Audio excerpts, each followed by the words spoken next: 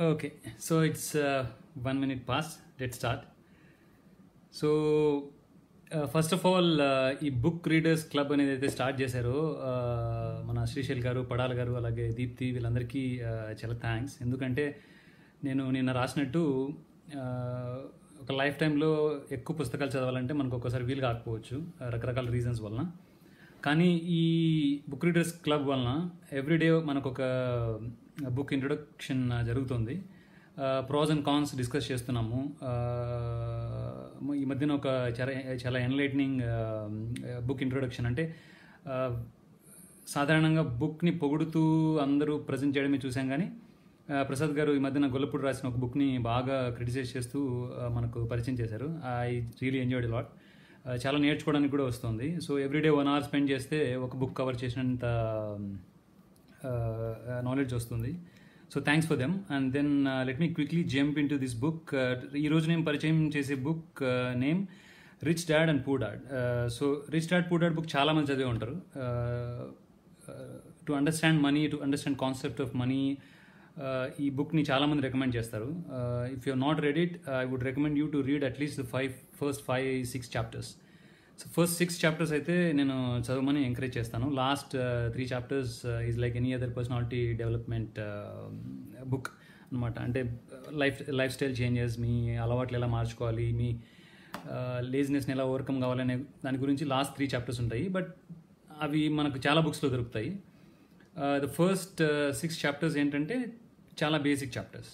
అంటే దీంట్లో first of all ఈ బుక్ని ఎవరు చదవని వాళ్ళు అర్థం చేసుకోవాల్సింది ఏంటంటే, ఈ బుక్లో మీకు ఎక్కడ కూడా దేని గురించి ఎక్స్ప్లెనేషన్ ఉండదు. అంటే స్టాక్ మార్కెట్ అంటే ఏంటి, రియల్ ఎస్టేట్ అంటే ఏంటి, వీటి గురించి ఎక్కడ ఎక్స్ప్లెనేషన్ ఉండదు. అంటే మీరు ఇది చేయండి, ఇలా చేయండి అని రచయిత తాను చేసిన తన లైఫ్లో ఉన్న కొన్ని ఇన్సిడెంట్స్ మనకు చెప్తాడు. కానీ ఇట్లాంటి ఎకానమిక్ కాన్సెప్ట్స్ని ఏమి ఇంట్రొడ్యూస్ చేయడు. ఇది చాలా neat and clean concept of introduction of money. Introduction of the power of money in your lifes. అంటే డబ్బు మన లైఫ్లో ఏ రోల్ పోషిస్తుంది, ఆ డబ్బుకు మనం ఇవ్వాల్సిన గుర్తింపు ఏంటి, మనం ఇవ్వాల్సిన రెస్పెక్ట్ ఏంటి, అది మనం ఏ వయసు నుంచి నేర్చుకుంటే మనకు లైఫ్లో బాగా ఉపయోగపడుతుంది. నేను నిన్న ఇంట్రొడక్షన్లో కూడా రాసినట్టు మనకు చిన్నప్పటి నుంచి పేరెంట్స్ బాగా చదువుకోవాలి అని చెప్తూనే ఉంటారు. కానీ బాగా చదువుకొని ఏం చేయాలి అంటే, అల్టిమేట్గా if you are earning money, it's better to start learning about money from the very young age. So ఈ బుక్లో కూడా రచయిత అది చాలా కాంట్రడిక్షన్ ఉంది దీంట్లో. అంటే రచయిత దీన్ని ఫిక్షన్గా రాశాడా, రియల్గా తన జీవితంలో జరిగిందా లేదా అనే దాని గురించి చాలా కాంట్రవర్సీస్ ఉన్నాయి. కానీ ఇర్రెస్పెక్టివ్ ఆఫ్ దాట్, మనం దీంట్లో నుంచి ఏం టేక్ అవి తీసుకోవాలంటే, తను 9 years అప్పుడే మనీ గురించి అర్థం చేసుకోవడం స్టార్ట్ చేస్తాడనమాట. తన ఫ్రెండ్తో పాటు తన ఫ్రెండ్ డాడ్ నుంచి నేర్చుకుంటాడు అనమాట. సో నేను ముందుగానే చెప్పినట్టు ఐఎమ్ నాట్ అడ్వకేటింగ్, అంటే నేను అందరినీ డబ్బు కోసమే పని చేయమని చెప్పట్లేదు. కానీ డబ్బు గురించి తెలుసుకోవడం ఒక మైక్రో లెవెల్లో కానీ మ్యాక్రో లెవెల్లో కానీ, అంటే డబ్బులు ఎక్కడి నుంచి వస్తుంది, ఎక్కడికి వెళ్తుంది అనేది మనం మన ఇండివిజువల్ లెవెల్లో కానీ, ఒక స్టేట్ బడ్జెట్ కానీ, ఒక సెంట్రల్ బడ్జెట్ కానీ, ఒక మ్యాక్రో లెవెల్లో కానీ మనకు అర్థమైతే మన డెసిషన్స్ చాలా బెటర్గా ఉండే అవకాశం ఉంది. అంటే మన లైఫ్ని మనం చేంజ్ చేసుకోవడంతో పాటు మన నేషన్ని, మన దేశాన్ని కూడా బాగుపరిచే ఒక అవకాశం ఉందన్నమాట. So let's quickly jump in to the book. దీంట్లో నేను చెప్పినట్టు 8-9 chapters ఉన్నాయి. నేను ఫస్ట్ 6 chapters ఇంట్రొడ్యూస్ చేస్తాను. లాస్ట్ 3 chapters వదిలేస్తున్నాను, ఎందుకంటే it's just personality development books అవి. So coming to the first chapter, first chapter కంటే ముందు దీంట్లో చిన్న ఇంట్రొడక్షన్ ఉందన్నమాట. ఇంట్రొడక్షన్ ఏంటంటే, ఈ రచయిత ఒక చిన్న పిల్లాడిగా ఉన్నప్పుడు, ఈ రచయిత ఫాదర్ ఒక లెక్చరర్ కమ్ ప్రొఫెసర్ అనుకోండి. తన ఫ్రెండ్ మైక్ అని ఉంటాడు. ఆ మైక్ వాళ్ళ ఫాదర్ బిజినెస్ మ్యాన్ అనమాట. సో ఈ రచయిత మనకు ఇంట్రొడక్షన్ ఎలా చేస్తాడంటే, తన సొంత నాన్న అకాడమిక్గా ముందుకెళ్ళు అని తన కొడుక్కి అడ్వైస్ చేస్తూ ఉంటాడు. కానీ మైక్ వాళ్ళ నాన్న, అదే ఫ్రెండ్ వాళ్ళ నాన్న, లేదు నువ్వు అకాడమిక్గా బాగా చదివినా పర్లేదు, చదవకపోయినా పర్లేదు, ఫైనాన్షియల్ డెసిషన్స్, ఫైనాన్షియల్ నాలెడ్జ్ని పెంచుకో, నీకు లైఫ్లో ఎక్కువ ఉపయోగపడుతుందని చెప్తూ ఉంటాడు అనమాట. అందుకని రచయిత తన సొంత నాన్నని పూర్ డాడ్ అని, మైక్ వాళ్ళ నాన్నని రిచ్ డాడ్ అని మనకు అర్థం అవడానికి చెప్తూ ఉంటాడు అనమాట. సో అది వినడానికి కొంచెం ఎబెట్గా ఉన్నా కూడా ఆ బుక్లో ఆ బుక్తో మనం ప్రయాణం చేస్తూ ఉంటే మనకు ఈ కాన్సెప్ట్స్ అర్థమవుతాయన్నమాట. అంటే వాళ్ళిద్దరి మధ్యన ఉన్న కాంట్రడిక్షన్ ఏంటి, వాళ్ళిద్దరూ ఆ చిన్న పిల్లలకి నేర్పిస్తున్నది ఏంటి, దేని మీద ఫోకస్ చేయమని చెప్తున్నారు, ఇదన్నీ మనకు అర్థమవుతుంది అనమాట. సో ఇంట్రొడక్షన్ ద ఫస్ట్ పేజ్లోనే ఒక లైఫ్ లెసన్ ఉంటుందన్నమాట దీంట్లో. సో రచయిత మనకి ఏం చెప్తాడంటే, one was highly educated intelligent, one went to Stanford అని చెప్తాడనమాట తన సొంత నాన్న గురించి. అంటే చాలా ఇంటెలిజెంట్ అయినా కూడా తన అభిప్రాయాలు ఎలా ఉన్నాయి, తను పిల్లలకు నేర్పించే వాల్యూస్ ఎలా ఉన్నాయి. సో అలాగే వాళ్ళ గురించి చెప్తూ, both men were very strong, charismatic and influential. Both men offered me advice, but they did not advise the same things. If I had only one dad, I would have had to accept or reject his advice. Having two dads offered me the choice of contrasting points of view, one of a rich man and one of a poor man. Instead of simply accepting or rejecting one or the other, I found myself thinking more, comparing, and then choosing myself. మనం ఇప్పుడు నేను చూస్తూ కూడా ఉంటాం ఫేస్బుక్లో కానీ బయట కానీ, మనకు ఆల్టర్నేటివ్ వ్యూ అనేది మనం యాక్సెప్ట్ చేసుకోవడం చాలా తగ్గిపోయింది. అంటే నేను పట్టిన కోడికి 3 కాళ్ళు, ఇంకా ప్రపంచంలో 4 కానీ 2 కానీ ఉండే అవకాశమే లేదు అని చాలామంది వాదించడం చూస్తున్నాం అన్నమాట. దీంట్లో రచయిత ఫస్ట్ పేజ్లో ఏం చెప్తాడంటే, నేను రిచ్ డాడ్ చెప్పేది విన్నాను, పూర్ డాడ్ చెప్పేది విన్నాను, 2 విని నేను నా బుర్రను ఉపయోగించి నాకు నచ్చింది నేను చూస్ చేసుకున్నాను అని చెప్తాడనమాట. సో ఇది కేవలం మనీ కాన్సెప్ట్లోనే కాదు, మనం ఏ కాన్సెప్ట్లో అయినా కూడా లైఫ్ లాంగ్ ఈ 2 సెంటెన్సెస్ మనం గుర్తుపెట్టుకుంటే చాలా పీస్ ఉంటుంది మన మైండ్లో. ద నెక్స్ట్ థింగ్ అంటే, నేను నిన్న ఇంట్రొడక్షన్లో రాసినట్టు కూడా ఈ బుక్ సెలెక్ట్ చేసుకోవడానికి కారణం ఏంటంటే, ద సెకండ్ పేజ్లో రచయిత చెప్తాడనమాట, ఆ staggering national debt is due to large part to highly educated politicians and government officials making financial decisions with little or no training in the subject of money. అంటే మనం ఎన్నుకునే ప్రజాప్రతినిధులు అంటే ఎమ్మెల్యేస్ కానీ ఎంపీస్ కానీ, వాళ్ళు చాలా మటుకు చదువుకొని ఉండరు. చదువుకున్న వాళ్ళు కూడా వాళ్ళ పర్టికులర్ ఫీల్డ్లో చదువుకొని ఉంటారు, వాళ్ళకు కాన్సెప్ట్ ఆఫ్ మనీ ఎలా వర్క్ అవుతుందో తెలియదు. కానీ మన నేషనల్ జర్నీని వాళ్ళే డిసైడ్ చేస్తారు. అంటే ఎవ్రీ ఇయర్ ఏ రంగం మీద ఎంత ఖర్చు పెట్టాలి. స్టేట్ బడ్జెట్ దాదాపు 1,00,000 కోట్లు, 1,50,000 కోట్లు ఉంది. సెంట్రల్ బడ్జెట్ దాదాపు 22 lakhs crores, 25 lakhs crores వస్తుంది. ఈ బడ్జెట్స్ అన్నీ వాళ్ళు డిసైడ్ చేస్తున్నారు. వాళ్ళ మిస్టేక్స్కి 130 crore people సఫర్ అవుతున్నారు. సో ఈ కాన్సెప్ట్ ఆఫ్ మనీ మనకు అర్థమైతే మనం బెటర్ గవర్నమెంట్స్ని ఎన్నుకునే అవకాశం ఉందని నేను బలంగా నమ్ముతాను. సొసైటీలో చాలామందికి మనీ ఎక్కడ వస్తుందో తెలియదు. ఏదో ఎవరికో ప్రింటర్ ఉంది, ప్రింట్ చేస్తే ఆర్బీఐ ప్రింట్ చేస్తే గవర్నమెంట్కి ఇస్తుంది, గవర్నమెంట్ అందరికీ పనిచేస్తుంది అని అనుకునే వాళ్ళు మెజారిటీ ఉంటారని నేను అనుకుంటాను. మనీ మనకు ఎలా వస్తుంది అని మనకు అర్థమైతే I think we will have better options in front of us. అలాగే ఈ బుక్లో మనం కండెమ్ చేయాల్సినవి అంటే ఖండించాల్సినవి ఏంటంటే, రచయిత పూర్తిగా క్యాపిటలిస్టిక్ ఐడియాలజీతో ఉంటాడనమాట. అందుకని the very basic concept of rich dad comes from that ideology. అంటే మనీ గురించి చెప్పే అతన్ని రిచ్ డాడ్ అని సంబోధించడంలోనే అతని ప్రయారిటీస్ మనకు అర్థమవుతాయి అనమాట. So I'm not discussing about capitalism, అంటే క్యాపిటలిజం మంచిదా కాదా, కమ్యూనిజం మంచిదా కాదా నేను ఇక్కడ డిస్కస్ చేయట్లేదు. కానీ రచయిత క్యాపిటలిస్టిక్ వ్యూ తీసుకొని బుక్ రాస్తాడని మనకు అర్థమవుతుంది అనమాట. సో ఒక చోట ఇలా రాస్తాడనమాట, taxes punish those who produce and reward those who don't produce, which I contradict అనమాట. అంటే ట్యాక్సెస్ రచయిత ఏం చెప్తాడంటే, బాగా పనిచేసే వాళ్ళ దగ్గర నుంచి ట్యాక్సెస్ తీసుకొని ఏమీ పని చేయని వాళ్ళు గవర్నమెంట్ డబ్బులు ఇస్తుంది అనే రకంగా మాట్లాడతాడు అనమాట, which is very very wrong. ఎందుకంటే మీరు గోల్డ్ ప్రొడ్యూస్ చేయొచ్చు, ఐరన్ ప్రొడ్యూస్ చేయొచ్చు, ఏదైనా ప్రొడ్యూస్ చేయొచ్చు. If there is nobody to consume, nobody can make money. ఈరోజు రిలయన్స్ అంబానీ జియో పెట్టి 1,00,000 కోట్లు 4,00,000 కోట్లు ఇన్వెస్ట్మెంట్ చేశాడు. దాంట్లో మెజారిటీ బ్యాంక్ లోన్స్ ఇచ్చాయి అనమాట. ఇనీషియల్గా 1,00,000 కోట్లు అనౌన్స్ చేసినప్పుడు దాంట్లో అంబానీ డబ్బులు అంటే రిలయన్స్ డబ్బులు 20,000 crores, 80,000 crores బ్యాంకే లోన్ ఇచ్చింది. ఆ బ్యాంక్ ఎక్కడంటే ఏం పబ్లిక్ సెక్టర్ బ్యాంక్స్ మనీ ఎవరిదంటే government means public money. So and ఆ సర్వీసెస్ యూస్ చేసుకునే వాళ్ళందరూ కూడా పబ్లికే.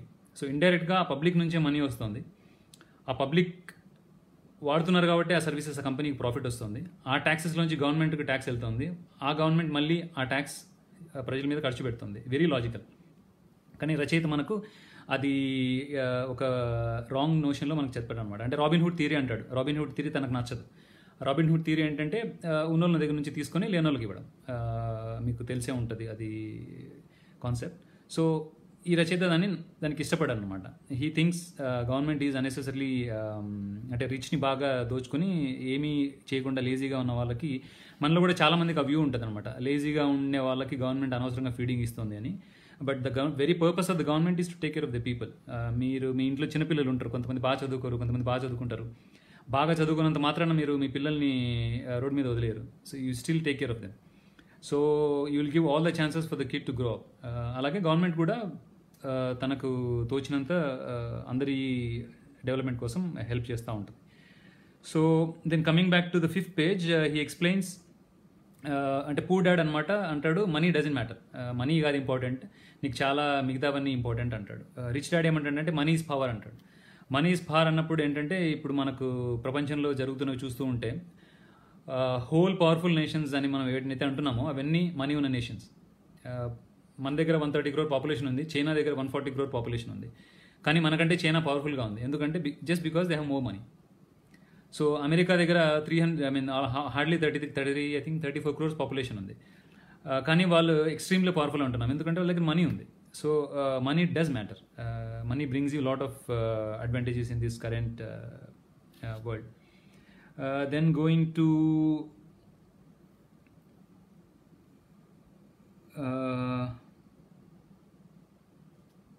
Then coming to the lesson 1, chapter 1. దీంట్లో ఏమంటాడంటే the poor and middle class work for money and the rich have money work for them, which is a very contradictory topic. ఇతను ఏం చెప్తాడంటే poor and middle class ఎప్పుడు కూడా వాళ్ళ దృష్టి ఎప్పుడు ఎక్కువ డబ్బు సంపాదించాలి అనే ఉంటుంది, కానీ రిచ్ అలా చేయరు, they make money work for them అంటాడు. అంటే ఇందాక రిలయన్స్ నేను చెప్పిన example, he puts only 20% of the money. 20% of the money తీసుకొని 80% బ్యాంక్ దగ్గర నుంచి మనీ తీసుకొని ఒక 1000 మందిని పెట్టి ఒక బిజినెస్ చేస్తాడు. దాంట్లో తనకు మెజారిటీ ప్రాఫిట్స్లో షేర్ తనకు పర్సనల్ అకౌంట్కి వెళ్తుంది అనమాట. సో ఇది అగైన్ కాంట్రడిక్టరీ టాపిక్ అనమాట. Then coming to page 23. So before going that, page number 15లో ఈ రాబర్ట్ కియోసాకి చిన్నప్పుడు ఈ రిచ్ డాడ్ దగ్గరికి వెళ్తాడనమాట. నాకు మనీ గురించి నేర్పించు అని ఈ రిచ్ డాడ్ దగ్గరికి వెళ్తే ఆ రిచ్ డాడ్ ఒక ఆప్షన్ ఇస్తాడనమాట. నేను చెప్పినట్లు విని నేను చెప్పినట్లు చేస్తే నీకు నేర్పిస్తాను, నీకు ఓకేనా అంటాడు. ఇతను కొంచెం టైం అడుగుతాడు. టైం అడిగినప్పుడు తను ఏమంటాడంటే take it to leave it, నీ దగ్గర 1 నిమిషం ఉంది డెసిషన్ తీసుకోవడానికి. లైఫ్లో నీకు ఇలాంటి ఆపర్చునిటీస్ చాలా వస్తాయి. నువ్వు ఆపర్చునిటీ వచ్చిన డోర్ నాక్ చేసినప్పుడు నాకు టైం కావాలి, 2 minutes కావాలి, 5 minutes కావాలంటే నీ దగ్గర ఆపర్చునిటీస్ ఉండవు. సో నువ్వు ఇమీడియట్గా డెసిషన్ తీసుకొని నాకు చెప్పు, నీకు కావాలా నేను చెప్పే ఎడ్యుకేషన్, నీకు అవసరం లేదా అంటాడు. అప్పుడు వెంటనే రాబర్ట్ ఒప్పుకుంటాడు అనమాట. So another lesson to learn ఏంటంటే మనకు దగ్గరికి ఏదైనా అవకాశం వచ్చినప్పుడు టూ మచ్ ఆఫ్ హెజిటేషన్, అంటే గోడ మీద పిల్లలాగా అటా ఇటా అని ఆలోచిస్తూ ఉంటే ఇట్ విల్ గో అవుట్. ఆ ఆపర్చునిటీ మనకు ఉండకపోవచ్చు. So this is another lesson to learn అనమాట. Next going to page number 23. So ఇక్కడ తన సొంత నాన్న ఏం చెప్తాడంటే, son I want you to study hard, get good grades, you can find a safe secure job in a big company etcetera చెప్తూ ఉంటాడు అనమాట. అంటే ఇది very regular middle class mentality అనమాట. నువ్వు బాగా చదువుకో, వెళ్ళి ఒక కంపెనీలో ఉద్యోగం చేయి. నేను తప్పు పట్టట్లేదు, డెఫినెట్గా జాబ్ అనేది ఒక స్టెప్పింగ్ స్టోన్. ఈరోజు బిజినెస్ చేస్తున్న చాలామంది కూడా ఒకప్పుడు జాబ్ చేసిన వాళ్ళే అనమాట. ప్రైమ్ ఎగ్జాంపుల్ మీరు might be knowing about Reddy labs. Reddy labs ఏంటంటే హోల్ డిఫరెంట్ టాపిక్ అది, but I just quote example of Anji Reddy. Anji Reddy was working in ఐడిపిఎల్లో పనిచేస్తున్న చాలామంది సైంటిస్టులు వెళ్ళి సొంత కంపెనీలు పెట్టుకున్నారు. ఐడిపిఎల్ మునిగిపోయింది, ఇట్స్ గవర్నమెంట్ కంపెనీ, కానీ వీళ్ళు సొంతంగా చాలా పెద్దగా అయిపోయారనమాట. కొన్ని వేల కోట్ల టర్న్ ఓవర్ చేస్తున్నారు రెడీ ల్యాబ్స్. సో జాబ్ చేయడం తప్పేం కాదు, బట్ రిచ్ డాడ్ ఏం చెప్తాడంటే జాబ్ చేయడం కోసం చదవద్దు, learn something. So that on one day you can stand in your feet అని చెప్తాడనమాట. So the fundamental differences rich డాడ్కి పూర్ డాడ్కి ఇలా ఉంటాయన్నమాట. బుక్ అంతా అది నడుస్తూనే ఉంటుంది. పూర్ డాడ్ ఏం చెప్పాడు, రిచ్ డాడ్ ఏం చెప్పాడు, అల్టిమేట్గా ఈ ఆథర్ రిచ్ డాడ్ని ఎందుకు సెలెక్ట్ చేసుకున్నాడు అని మనకు చాలా ఎగ్జాంపుల్స్ చెప్పుకుంటూ వెళ్తాడనమాట. సో ఈ లెసన్ 1 ఏంటంటే the rich don't work for money అని ఎందుకు క్యాపిటలిస్టులు ఫీల్ అవుతారంటే, మీరు మీకు ఫేస్బుక్ గురించి ఫేస్బుక్లోనే మాట్లాడుకుంటాం మనం. సో ఫేస్బుక్ ఏంటంటే ఎక్స్ట్రీమ్లీ క్యాపిటలిస్ట్ ఐడియా అనమాట. అంటే ఒక హ్యూమన్ సైకాలజీకి దాన్ని బిజినెస్ పరంగా చేసి హిట్ అయిందనమాట ఇది. సో ఇది స్టార్ట్ చేసినప్పుడు అందరూ చాలామంది నవ్వుకున్నారు. కానీ ఈరోజు last year Facebook turn over దాదాపు I think 5 lakh crores of rupees. దాంట్లో ప్రాఫిట్ ఈజ్ మోర్ దెన్ 20%, అంటే నెట్ ప్రాఫిట్. చాలామందికి ఫేస్బుక్ రెవెన్యూ వస్తుందా, ఫేస్బుక్ ప్రాఫిట్స్ వస్తుందా అని అనుకుంటూ ఉంటారు. ఫేస్బుక్ వాడు రిలయన్స్లో 10%ని 44,000 crores పెట్టి కొన్నాడు. జస్ట్ రిలయన్స్ జియోలో 10% ఆఫ్ ద షేర్ని 44,000 crores పెట్టి కొన్నాడు ఈ మధ్యన. అంటే దాని రిలయన్స్ జియో వాల్యూ దాదాపు 440 crores ఉన్నట్టు దాని ప్రకారం. సో కానీ రిలయన్స్ జియో స్టార్ట్ చేసినప్పుడు అంబానీ పెట్టిన మనీ ఓన్లీ 20,000 crores. తర్వాత అది మెల్లగా ఇప్పుడు 4 lakh crores అయిపోయింది. దాంట్లో ఫేస్బుక్ కూడా రిలయన్స్ జియోలో ఎందుకు కొనాలి షేర్స్? ఎందుకంటే మీరు జియో ఫోన్లో మాట్లాడేటప్పుడు, మీ ఫ్రెండ్తో మాట్లాడేటప్పుడు మీరు అరే నాకు ఫోన్ అవసరం ఉంది, మేబీ నేను సెల్ ఫోన్ కొందాం అనుకుంటాను, మీరు జియోలో ఎవరితోనో మాట్లాడితే మెషిన్ లెర్నింగ్ కాన్సెప్ట్లో మీకు నెక్స్ట్ ఫేస్బుక్ ఓపెన్ చేసినప్పుడు ఫోన్లో అడ్వర్టైజ్మెంట్లే వస్తాయని. సో అలాగా మీరు కార్పెట్ నుంచి టూత్ పిన్ నుంచి ఏది కొనాలని మీరు ఎక్కడ జియో ఫోన్ వాడి డిస్కస్ చేసినా కూడా అది ఫేస్బుక్ వాళ్ళకి తెలుస్తుంది అనమాట. ఇది మన రెవెన్యూ స్ట్రీమ్. మీకు వచ్చే అడ్వర్టైజ్మెంట్స్లో ఫేస్బుక్ రెవెన్యూ వస్తుంది. సో నేను ఫేస్బుక్ విజన్ స్టేట్మెంట్ చదువుతాను ఒకసారి, just to quote an example how sweet capitalism is అనేది. So founded in 2004, Facebook's mission is to give people the power to build community and bring world closer together. People use Facebook's apps and technologies to connect with friends and family, find communities and grow businesses. ఇక్కడ money కోసం అని చెప్పడు. So ఈరోజు మీరు ఏ entrepreneur దగ్గరికి వెళ్ళినా కూడా ఎందుకు బిజినెస్ చేస్తున్నావు అంటే నేను మనీ కోసం చేస్తున్నానని చెప్పడు. నేను ఒక 500 మెంబర్స్కి ఎంప్లాయ్మెంట్ ఇస్తున్నాను, నేను ఒక 1000 మెంబర్స్కి ఎంప్లాయ్మెంట్ ఇస్తున్నాను అని ఒక ఫిలసాఫికల్ వేలో చెప్తాడు. కానీ I'm not in the game of money అంటాడు అనమాట. కానీ అల్టిమేట్గా under the neath it is all driven by money. So then coming back to chapter 2, why teach financial literacy? So తను ఏం చెప్తాడంటే it's not how much money you make, it's how much money you keep. అంటే దీంట్లో సింపుల్గా చెప్పేది ఏంటంటే, చాలామంది మీరు సిటీస్లో కానీ చూసుంటే ఒక పర్టికులర్ శాలరీ ఉన్నప్పుడు they start living in 1 bedroom, and then salary improve అవుతూనే they go to 2 bedroom, and then salary further improve అవుతూనే they go to 3 bedroom, or they start buying first single bedroom house and then they buy 2 bedroom house and then continue to increase the spend అనమాట. అంటే మన ఆదాయం పెరిగే కొద్దీ మనం ఖర్చు పెంచుకుంటూ పోతాం, కానీ సేవింగ్స్ పెంచుకుంటూ వెళ్ళాం అనమాట. సో అది అందుకే మనకు ఫైనాన్షియల్ లిటరసీ అవసరమని రచయిత చాలాసార్లు చెప్తాడనమాట బుక్లో. So keep your expenses low, save the money, then use the money. అంటే మీరు ఎక్స్పెన్సెస్ తగ్గించుకొని మనీ సేవ్ చేసుకొని ఆ మనీని ఇన్వెస్ట్ చేసి దాంట్లోంచి ఇన్కమ్ వచ్చే విధంగా ఆలోచించాలి. కానీ ఎక్స్పెన్సెస్ పెంచుకుంటూ పోవడం వల్ల మీకు లాంగ్ రన్లో నష్టమే తప్ప లాభం లేదు అని రచయిత మనకు చెప్తాడనమాట. అలాగే ఒక ఎగ్జాంపుల్ ఇస్తాడనమాట. అంటే 1923లో, అంటే 1923లో before great depression in America, అతను ఏమంటాడంటే ఒక 10 మంది చాలా రిచెస్ట్ బిజినెస్ మెన్ ఒక హోటల్లో కలిశారు. ఫ్యూచర్లో ఎలా ఉంటుంది, బిజినెస్ ఎలా చేయాలి అని మాట్లాడుకుందామని. కానీ ఒక 25 years లేటర్ వాళ్ళు చాలామంది పాపర్ అయిపోయారు.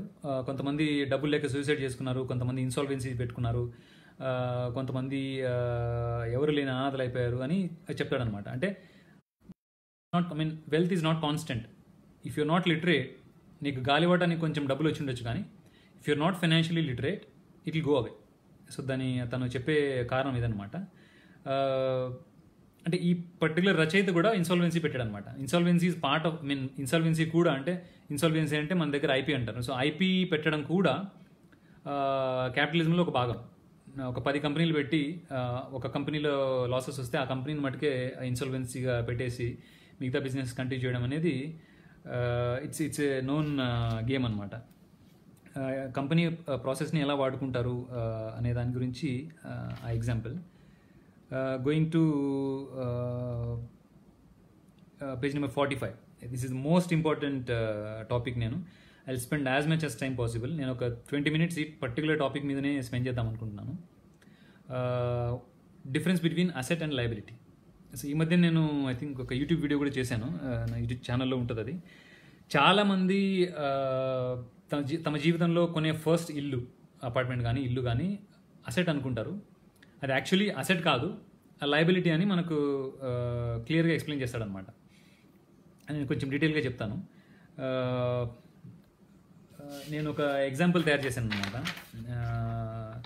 ఒక హైదరాబాద్ లాంటి చోట్ల ఇప్పుడు ఐ థింక్ ఈ బ్యాంక్ ఇంట్రెస్ట్ రేట్ అరౌండ్ 10% ఉంది లోన్ తీసుకుంటే. మీకు ఈ పేపర్ మీకు ఇక్కడ కనపడితే, ఓకే ఐ థింక్ రివర్స్లో కనపడుతుంది, sorry I will read it out. మీరు ఒక 70 lakhs పెట్టి ఒక అపార్ట్మెంట్ కొందాం అనుకుంటారు. 70 lakhsలో 20 lakhs మీరు ఈక్విటీ పెట్టాల్సి ఉంటుంది, అంటే మీ సొంత డబ్బు పెట్టాల్సి ఉంటుంది. ఒక 50 lakhs బ్యాంక్ లోన్ ఇస్తుంది. 50 lakhsకి దాదాపు 50,000 రూపీస్ మంత్లీ ఇన్స్టాల్మెంట్ ఉంటుంది. సో ఈ డిమినిషింగ్ ఇంట్రెస్ట్ కాన్సెప్ట్ ఎలా ఉంటుందంటే, మీకు ఎవ్రీ మంత్ మీరు కట్టే ఇన్స్టాల్మెంట్లో కొంత భాగం ప్రిన్సిపల్కి వెళ్తుంది. అంటే ప్రిన్సిపల్ మీరు ఏదైతే 50 లక్షలు తీసుకున్నారో దానికి వెళ్తుంది, మిగతా పోర్షన్ ఇంట్రెస్ట్కి వెళ్తుంది, వడ్డీకి వెళ్తుంది అనమాట. ఒక 50 lakhsకి 10% ఇంట్రెస్ట్ మీద నేను క్యాలిక్యులేట్ చేస్తే మీకు ఈరోజు ఇన్స్టాల్మెంట్ మంత్లీ 50,000 ఉంటుంది. సో 50,000 చాలామంది ఏమనుకుంటారంటే, అంటే బ్యాంకర్స్ మీకు చెప్పేది కూడా, ఏజెంట్స్ కానీ బ్యాంకర్స్ కానీ ఇల్లు అమ్మే వాళ్ళు కానీ మీకు చెప్పేది ఏంటంటే, ఈరోజు మీరు లోన్ తీసుకోండి, 50,000 రూపీస్ మీకు ఈరోజు పెద్ద అమౌంట్ అనిపించవచ్చు, కానీ మీ జీతం పెంచుకుంటూ వెళ్తారు కాబట్టి మీకు ఒక 5 years తర్వాత, 6 years తర్వాత, ఆర్ మేబీ 10 years తర్వాత 50,000 రూపీస్ అనేది మీ పాకెట్లో చాలా చిన్న అమౌంట్ అని చెప్తారనమాట. Which is true. ఇన్ఫ్లేషన్ మీరు ఎవ్రీ ఇయర్ పెంచుకుంటూ వెళ్తే ఆ 50,000 ఇన్స్టాల్మెంట్ వాల్యూ అలాగే ఉంటుంది. బట్ మీకు ఒక 10 years తర్వాత అది పెద్ద అమౌంట్ అనిపించకపోవచ్చు 50,000 రూపీస్ అనేది. కానీ ఇది పాక్షిక సత్యం అనమాట. అంటే ఇట్స్ హాఫ్ రియాలిటీ. అంటే పూర్తి రియాలిటీ ఏంటంటే, బడ్డింగ్ ప్రొఫెషనల్ అంటే ఇప్పుడిప్పుడే జాబ్ వచ్చి ఇప్పుడిప్పుడే 1 లక్ష రూపాయల జీతం తీసుకొని ప్రొఫెషన్లో కానీ ఉద్యోగంలో కానీ సెటిల్ అవుతున్న వాళ్ళు, అంటే మన ఇండియాలో సిస్టమ్ ఏంటంటే సెటప్ సిస్టమ్ అనమాట. అంటే 25 ఏళ్ళకి నీకు ఉద్యోగం, చదువు అయిపోవాలి, ఉద్యోగం రావాలి, 25 ఏళ్ళకి పెళ్ళి అవ్వాలి, 30 కల్లా పిల్లలు పుట్టాలి, 50 కల్లా నువ్వు వాళ్ళు పెద్దవాళ్ళు అయిపోవాలి, వాళ్ళు వెళ్ళిపోవాలి. ఇదంతా స్టాండర్డ్ కాన్సెప్ట్లో జరుగుతుంది కాబట్టి మన దగ్గర ఇది ఎక్కువ అప్లికబుల్ అవుతుంది అనమాట. సో ఒక 25 years మీకు జాబ్ వచ్చింది, మీరు 28, 29కి మీరు ఇంట్లో అందరూ ప్రెషర్ పెట్టారనమాట. అంటే ఫస్ట్ థింగ్ ఏంటంటే మీకు ఇల్లు ఉండాలి, సొంత ఇల్లు ఉండాలి అనేది ఒక ఎమోషనల్ బ్లాక్మెయిలింగ్ ఇండియాలో. మీకు ఇల్లు లేకుంటే ఇల్లు లేదా అని మీకు మ్యారేజ్ అవ్వడం కూడా కష్టం అవుతుంది ఒక్కోసారి. సో మీరు ఏం చేస్తారు, ఒక 50 లోన్ తీసుకొని ఇల్లు కొంటారు, ఒక అపార్ట్మెంట్ కొంటారు. అపార్ట్మెంట్ కొంటే ఈ డిమినిషింగ్ ఇంట్రెస్ట్ రేట్ ప్రకారం మీరు హోల్ 20 years అనుకోండి, యూజువల్గా 20 yearsకి ఇస్తారు లోన్. మీరు ఏదైతే అపార్ట్మెంట్ కొన్నారో దాన్నే సెక్యూరిటీగా పెట్టుకుంటారు. పెట్టుకున్నప్పుడు మీరు టోటల్గా బ్యాంక్కి రీపే చేసేది 1,16 lakhs రీపే చేస్తారు. అంటే దాంట్లో 66 lakhs ఇంట్రెస్ట్ ఉంటుంది, 50 lakhs ప్రిన్సిపల్ ఉంటుంది. సో ఓకే సరే, ఉండడానికి నాకు కావాలి ఇల్లు, నాకు తప్పదు అన్నప్పుడు మనం ఏం చేయలేం. కానీ యాజ్ అన్ ఇన్వెస్ట్మెంట్ అంటే ఆపర్చునిటీ కాస్ట్ అని ఒకటి ఉంటుంది అనమాట. అంటే నేను ఈ పర్టికులర్ డెసిషన్ తీసుకోకపోవడం వల్ల నాకు ఆపర్చునిటీ ఎంత మిస్ అయ్యాను నేను అని ఒకటి కాన్సెప్ట్ ఉంటుంది కాస్టింగ్లో, అకౌంటింగ్లో. సో ఆ ఆపర్చునిటీ కాస్ట్లో ఆలోచిస్తే మీకు ఒక 5 years తర్వాత మీరు ఇల్లు అమ్మాలనుకున్నారు. సో దాని ఇంపాక్ట్ ఎలా ఉంటుందో మీకు చెప్తాను ఒకసారి.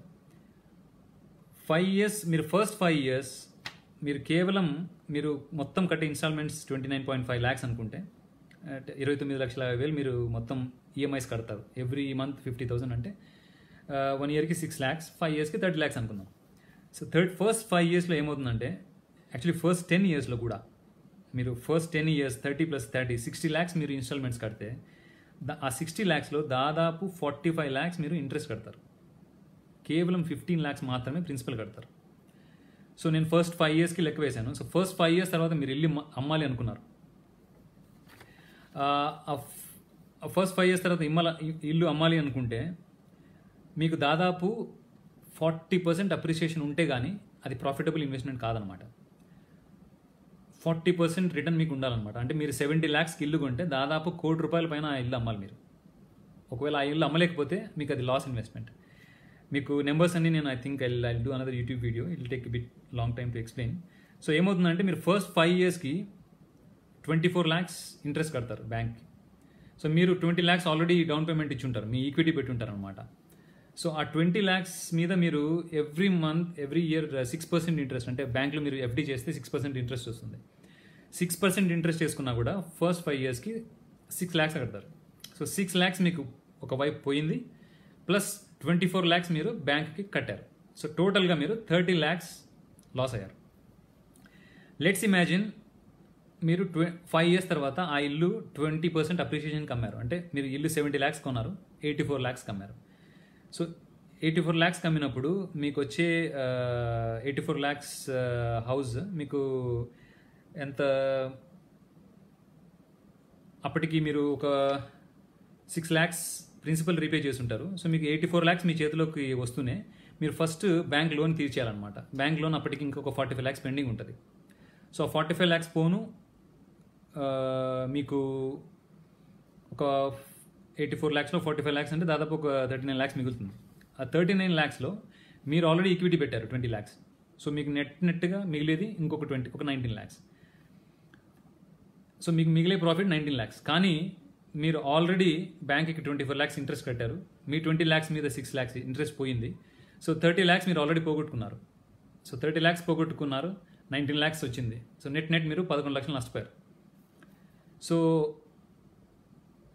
అన్లెస్ అండ్ అంటిల్ అంటే 40% అప్రిషియేషన్, ₹1,00,00,000 పైన మీరు ఆ ఇల్లు అమ్మగలిగితే, అపార్ట్మెంట్స్కి అంత వాల్యూ అప్రిషియేషన్ ఉంటే మీకు లాభం, లేకుంటే నష్టం. సో ఇది సింపుల్గా చాలామంది ఆస్తి అనుకొని అప్పుని ఎలా కొనుక్కుంటారు అనేది ఇక్కడ చెప్తాడు అనమాట ఈ చాప్టర్లో మనకు. So what you think asset is not an asset, it's a liability అంటాడు అనమాట. అంటే లయబిలిటీ అంటే మీరు నష్టపోతున్నారు. ఈ ఫైనాన్షియల్ లిటరసీ లేకపోవడం వల్ల, ఎవరో చెప్పారు, ఎమోషనల్ బ్లాక్మెయిలింగ్ వలన, ఒకరు ఏమనుకుంటారో అని సొంత ఇల్లు ఉండాలి అనే కాన్సెప్ట్లో వెళ్ళడం వలన, అదే అవుట్స్కట్స్కి వెళ్ళి 70 lakhs కాకుండా 30 lakhsలో ఇల్లు తీసుకొని మీ దగ్గర ఉన్న 15 lakhsకి ఇంకో 15 lakhs లోన్ తీసుకొని ఇల్లు కొంటే అది it's a profitable decision. Or మీరు 50 lakhs తీసుకొని ఇన్స్టెడ్ ఆఫ్ రెసిడెన్షియల్ హౌస్ మీరు ఏదైనా కమర్షియల్ ప్రాపర్టీలో ఇన్వెస్ట్ చేశారనుకోండి, మీకు అబ్నార్మల్గా మీకు రెంటల్స్ వస్తాయి, మీ ఇన్స్టాల్మెంట్ పోను మీకు ఇంకా ఎక్కువ రిటర్న్ మిగులుతుంది అనమాట. సో ఇది ప్రాఫిటబుల్ ఇన్వెస్ట్మెంట్, ఇది అసెట్ అంటారు అనమాట. హౌస్ కొనడం అనేది it's not a asset, it's a liability. So ఈ రెండింటికి మనం డిఫరెన్స్ తెలుసుకోవాలని చాలా డీటెయిల్గా ఎక్స్ప్లెయిన్ చేస్తాడనమాట. ఇంకా ఈ చాప్టర్లో ఏం చెప్తాడంటే, ప్రతి ఒక్కరికి అంటే by the time you pass intermediate, అంటే ఇంటర్మీడియట్ మీరు అంటే ఒక 17 ఏళ్ళు 18 ఏళ్ళు వచ్చేసరికి అందరికీ కూడా ఇన్కమ్ స్టేట్మెంట్ అంటే ఏంటి, బ్యాలెన్స్ షీట్ అంటే ఏంటి అనేది తెలియాలి. అంటే ఇన్కమ్ స్టేట్మెంట్ అంటే మీ ఆదాయం ఖర్చులు ఎంత ఉన్నాయి, మీకు ఎంత మిగులుంది. బ్యాలెన్స్ షీట్ అంటే ఆస్తులు అప్పులు ఎన్ని ఉన్నాయి, మీకు అప్పులు ఎంత ఉన్నాయి, ఆస్తులు ఎన్ని ఉన్నాయి, మీకు అప్పులు ఎన్ని ఉన్నాయా, ఎక్కువ ఉన్నాయా, ఆస్తులు ఎక్కువ ఉన్నాయా. ఈ 4 కాన్సెప్ట్స్ మీ అందరికీ తెలియాలి అని అంటాడు అనమాట. అంటే అప్పుడు మనం క్లియర్గా మన ఫైనాన్షియల్ డెసిషన్స్ తీసుకోవడానికి హెల్ప్ అవుతుంది. నేను దీని మీద కూడా ఐ థింక్ ఈ మధ్యన ఒక యూట్యూబ్ వీడియో చేసినట్టున్నాను, క్లియర్గా ఎక్స్ప్లెయిన్ చేశాను, తెలుగులోనే ఎక్స్ప్లెయిన్ చేశాను, అది కూడా మీరు చూడొచ్చు. అంటే ఇందులో ఇంకా ఏం చెప్తాడంటే, ఒక పూర్ మిడిల్ క్లాస్ రిచ్ పీపుల్కి డిఫరెన్స్ చెప్తాడనమాట ఈ అకౌంటింగ్ కాన్సెప్ట్లో. పూర్ పీపుల్ డబ్బులు వస్తుంది, ఖర్చు పెట్టేస్తారు, ఏం మిగిలించుకోరు, ఆస్తులు కొనరు. మీరు కూడా మీ చుట్టుపక్కల చూస్తూ ఉంటే చాలామందికి పేదవాళ్ళకు కంప్లైంట్స్ ఉంటాయి, నా భర్త తాగుతున్నాడనో, నా భర్త పేక ఆడుతున్నాడనో, మట్కా ఆడుతున్నాడనో, ఏదైనా సమ్ ఎక్స్పెన్సెస్. సో వాళ్ళకు మిగిలించుకొని ఏదైనా ఆస్తి కొనాలి, ఆ ఆస్తిలోంచి డబ్బులు తీసుకోవాలి అనే కాన్సెప్ట్ వాళ్ళకు ఉండదన్నమాట. సో డబ్బులు వచ్చినట్టు వెళ్ళిపోతుంది అని అంటాడు. మిడిల్ క్లాస్ గురించి వచ్చేసరికి ఏం చెప్తాడంటే, మిడిల్ క్లాస్ ఆస్తులు అనుకొని అప్పులను కొనుక్కుంటున్నారు. సో అప్పులకి ఆస్తులకి తేడా తెలియట్లేదు వాళ్ళకి అని చెప్తాడనమాట. రిచ్ వచ్చేసరికి నేను ఇందాక ముఖేష్ అంబానీ ఎగ్జాంపుల్ చెప్పినట్టు అంత లెవెల్లో అక్కర్లేకపోయినా కూడా ఇన్స్టెడ్ ఆఫ్ రెసిడెన్షియల్ హౌస్ మీరు కమర్షియల్ ప్రాపర్టీ తీసుకుంటే, or instead of buying a house మీరు ఏదైనా మంచి ల్యాండ్ తీసుకున్నా కూడా, ల్యాండెడ్ హౌస్కి ఇది అప్లై కాదు, ఎందుకంటే you're buying land is always scarce. So ఈ బుక్లో కూడా తను రియల్ ఎస్టేట్ ఇన్వెస్ట్మెంట్ చేస్తూ ఉంటాడు అనమాట రచయిత కూడా. మన దగ్గర కూడా చాలామంది రియల్ ఎస్టేట్లో ఓవర్ నైట్ కోటీశ్వరులు అయిపోయిన వాళ్ళు మన చుట్టూ చాలామంది ఉంటారు. Who don't pay any income tax, who don't record any books, you మట్ హెవ్ సీన్. మీ చుట్టుపక్కల చాలామంది ఉంటారు అనమాట రియల్ ఎస్టేట్లో పంటింగ్ చేసేవాళ్ళు. అంటే భూమిలో ఉన్నప్పుడు ఐ థింక్ 2004, 2005 ఆ టైంలో చాలా భూమిలో ఉండేది మనకు రియల్ ఎస్టేట్, ఆల్మోస్ట్ స్టేట్ అంతా. ఆ టైంలో నాకు తెలిసి 4 lakhs ఉన్న భూములు ఇప్పుడు ఈరోజు దాదాపు 2 కోట్ల భూములు కూడా చాలా ఉన్నాయన్నమాట. అంటే భూమికి ఎందుకు వాల్యూ అంటే పాపులేషన్ పెరిగినందుకు భూమి పెంచుకోలేము మనం. సో ల్యాండెడ్ హౌస్కి ఒక్కోసారి మనకి ఈ లాజిక్ అప్లై కాదనమాట, ఎందుకంటే ల్యాండెడ్ హౌస్కి ల్యాండ్ ఉంటుంది, ల్యాండ్ వాల్యూ ఆల్రెడీ ఎప్పుడూ అప్రిషియేట్ అవుతూ ఉంటుంది కాబట్టి. సో రిచ్ని ఏమంటాడంటే rich always invest in those assets, అంటే డబ్బులున్న వాళ్ళు ఎప్పుడు కూడా వాళ్ళకు ఇన్కమ్ వచ్చే ఆస్తుల మీద ఇన్వెస్ట్మెంట్ చేస్తారు అని చెప్తాడనమాట. Then going to page number 56. So 56లో ఏమంటాడంటే ఒక కాన్సెప్ట్ ఏంటంటే మీరు ఆల్రెడీ అప్పుల్లో ఉన్నారు, ఇంకొక అప్పు చేసి ఈ అప్పును తీర్చొద్దండి అని అంటాడు అనమాట. అంటే తను చాలా ఫనీగా రాస్తాడనమాట. If you find you have dug yourself in a hole, అంటే మీరు ఏదైనా గుంతలోకి మిమ్మల్ని మీరు తవ్వుకుంటూ వెళ్ళిపోయారు, మీరు చేయాల్సింది ఏంటంటే ఫర్దర్గా తవ్వకుండా ఆపడం. So don't go further in to the hole. అంటే ఇక్కడ ఒక జాపనీస్ ప్రావర్బ్ గురించి చెప్తాడు అనమాట. As a child my dad often told us that the Japanese were aware of 3 powers: the power of sword, the jewel, and the mirror. The sword symbolizes the power of weapons. America has spent trillions of dollars on weapons. And అంటే కత్తికి ఎంత బలం ఉంది, గోల్డ్కి జ్యువెల్కి ఎంత బలం ఉంది, మిర్రర్కి ఎంత బలం ఉంది అనేది జాపనీస్ చాలా ఎక్కువ టీచ్ చేస్తారు పిల్లలకి అని తను చెప్తాడనమాట. పవర్ ఆఫ్ వెపన్స్ అంటే అమెరికా ఈరోజు పవర్ఫుల్గా ఎందుకు ఉంది అంటే న్యూక్లియర్ పవర్ వలన. అండ్ రెండోది the power of jewel. The jewel గురించి ఏం చెప్తాడంటే remember the golden rule, he who has the gold makes the rules. అంటే గోల్డ్ ఎవరి దగ్గర అయితే ఉందో, అంటే ఇంతకుముందు మీకు మనీ కాన్సెప్ట్లో గోల్డ్ రిజర్వ్స్ ఉండేవాటి అనమాట. అంటే కంట్రీ దగ్గర గోల్డ్ రిజర్వ్స్ ఎంత ఉంటే అంత మనీ మాత్రమే ప్రింట్ చేసే అవకాశం ఇంతకుముందు ఉండే ఫ్లెక్సిబిలిటీ ఉండేదన్నమాట. సో గోల్డ్ ఎవరి దగ్గర ఉంటే వాళ్ళే రూల్స్ చేస్తారని అంటాడనమాట. అంటే ఇది చాలా వైడ్ కాన్సెప్ట్. అంటే whatever laws that are made, whatever rules that are made మన కంట్రీలో కానీ ప్రపంచంలో చాలా కూడా ఉన్నోళ్ళే రూల్స్ చేస్తారనమాట, ఉన్నోళ్ళే లాస్ చేస్తారు. డబ్బులు కొన్ని వేల కోట్లు ఉండి కూడా అమ్మని లాంటి వాళ్ళు వెళ్ళి రాజ్యసభలో కూర్చుంటున్నారంటే కేవలం they want to squeeze the laws towards their benefit. So lobbying అనేది ఎంత భయంకరంగా చేస్తారంటే వాళ్ళకు అనుకూలంగానే చేసుకుంటారు అనేది చెప్తాడనమాట. The last power is the power of mirror. The mirror symbolizes the power of self knowledge. అంటే మనం అద్దంలో చూసుకున్నప్పుడు మనల్ని మనం రిఫ్లెక్ట్ చేసుకోవడానికి పనికి వస్తుంది అనేది జాపనీస్ నేర్పుతారు ఎక్కువ వాళ్ళ కల్చర్లో అని చెప్తాడనమాట. Which is again life lesson. అంటే ఈ మనీకి సంబంధం లేకపోయినా కూడా మనకు చాలా చోట్ల ఈ 3 ప్రిన్సిపల్స్ మనకు చాలా హెల్ప్ అవ్వచ్చు. ఇంకా ఆ చాప్టర్ అంతా, చాప్టర్ 2 అంతా income statement and balance sheet, statement of financial position అని కూడా అంటాం బ్యాలెన్స్ షీట్ని, వాటి గురించే ఎక్స్ప్లెయిన్ చేస్తాడనమాట. Then going to chapter 3. Chapter 3 okay, దానికంటే ముందు పేజ్ నెంబర్ 68లో ఏం చెప్తాడంటే as an employee you work for company, you work for government and you work for the bank అంటాడు. Which is very true most of the cases. అంటే చాలామందిలో మనం కంపెనీకి వెళ్తాం, మన కంపెనీలో పనిచేస్తే మనకు జీతం వస్తుంది, ఆ జీతంలో వాడు ఆల్రెడీ ట్యాక్స్ కట్ చేసి మనకు గవర్నమెంట్కి పే చేస్తాడు.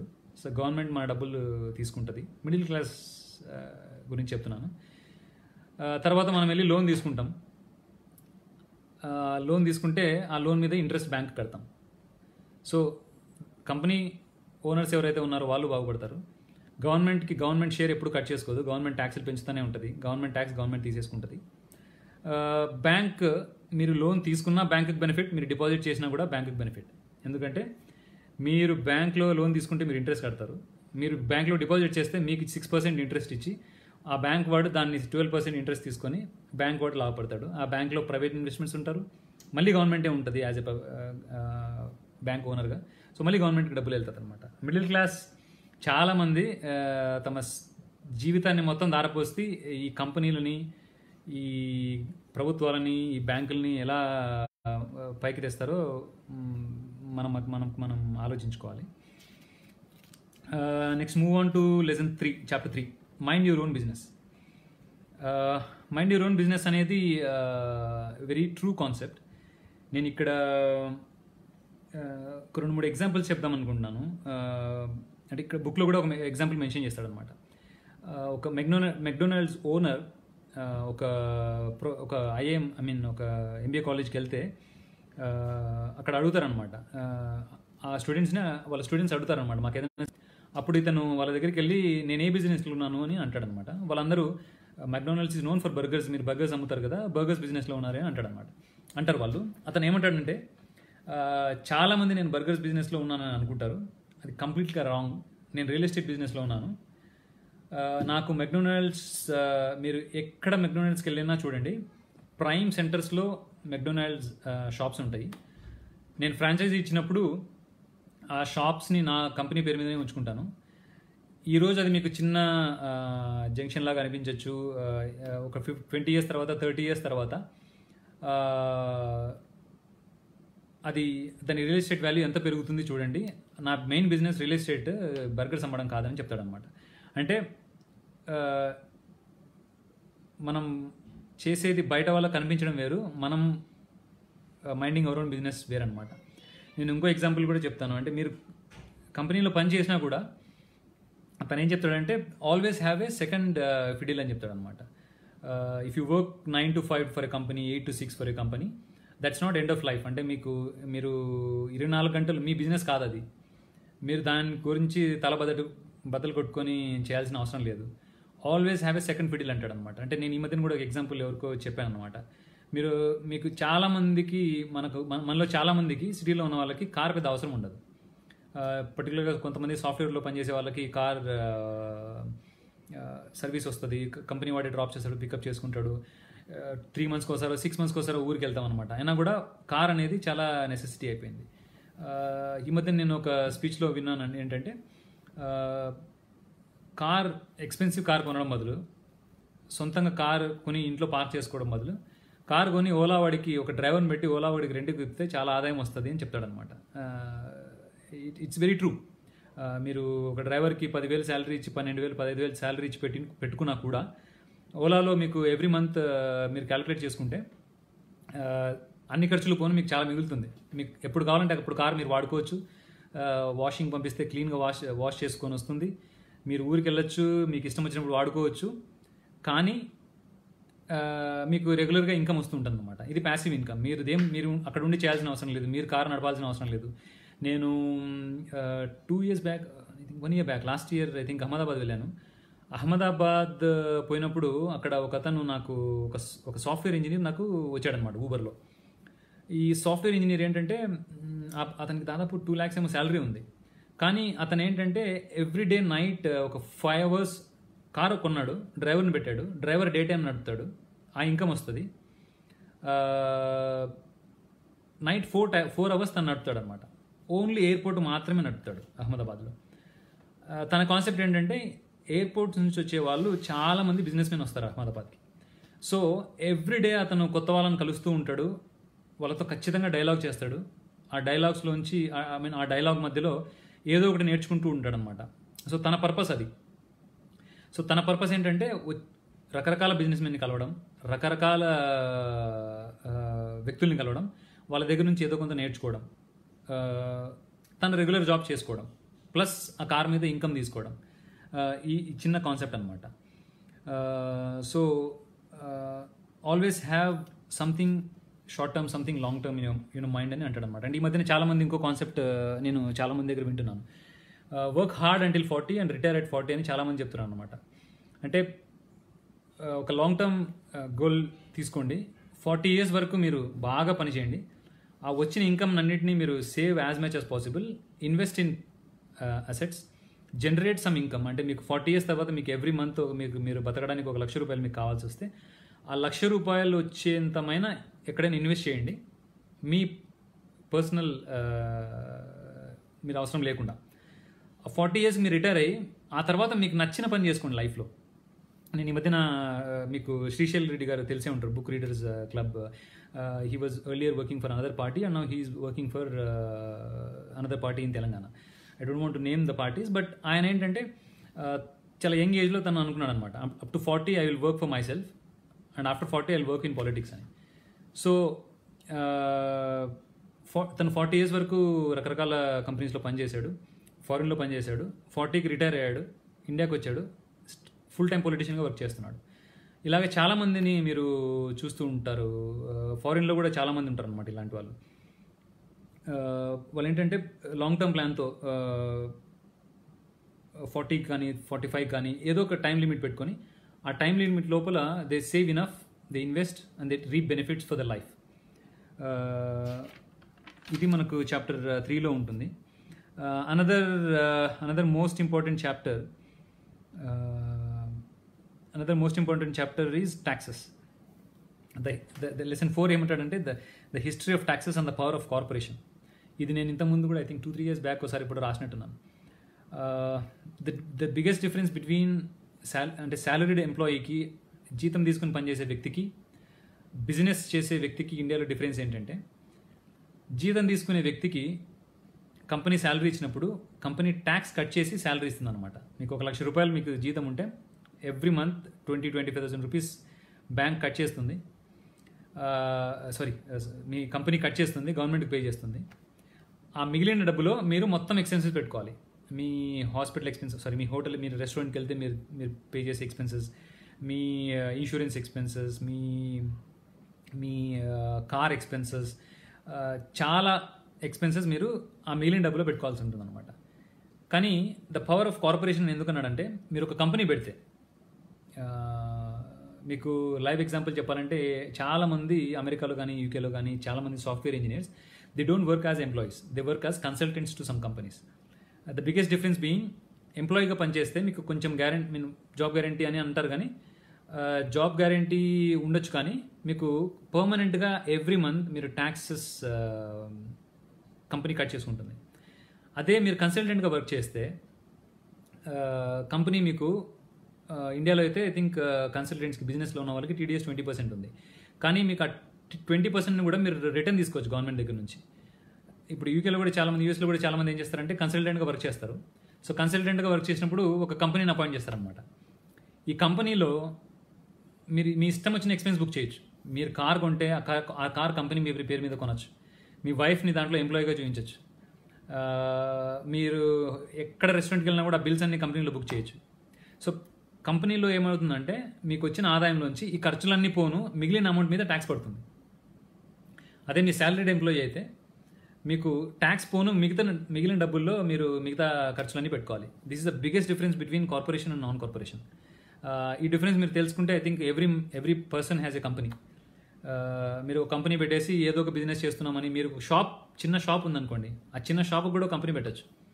ఆ కంపెనీ పెట్టి మీ పర్సనల్ ఎక్స్పెన్సెస్ చాలా మటుకు దాంట్లో బుక్ చేసుకోవచ్చు, which are definitely allowed in the business. మీరు మీ ఫ్రెండ్ చూడడానికి హైదరాబాద్ నుంచి వైజాగ్ ఫ్లైట్లో వెళ్ళారు, మీరు ఆ కంపెనీలో బుక్ చేయొచ్చు దాన్ని. నేను వైజాగ్లో ఒక బిజినెస్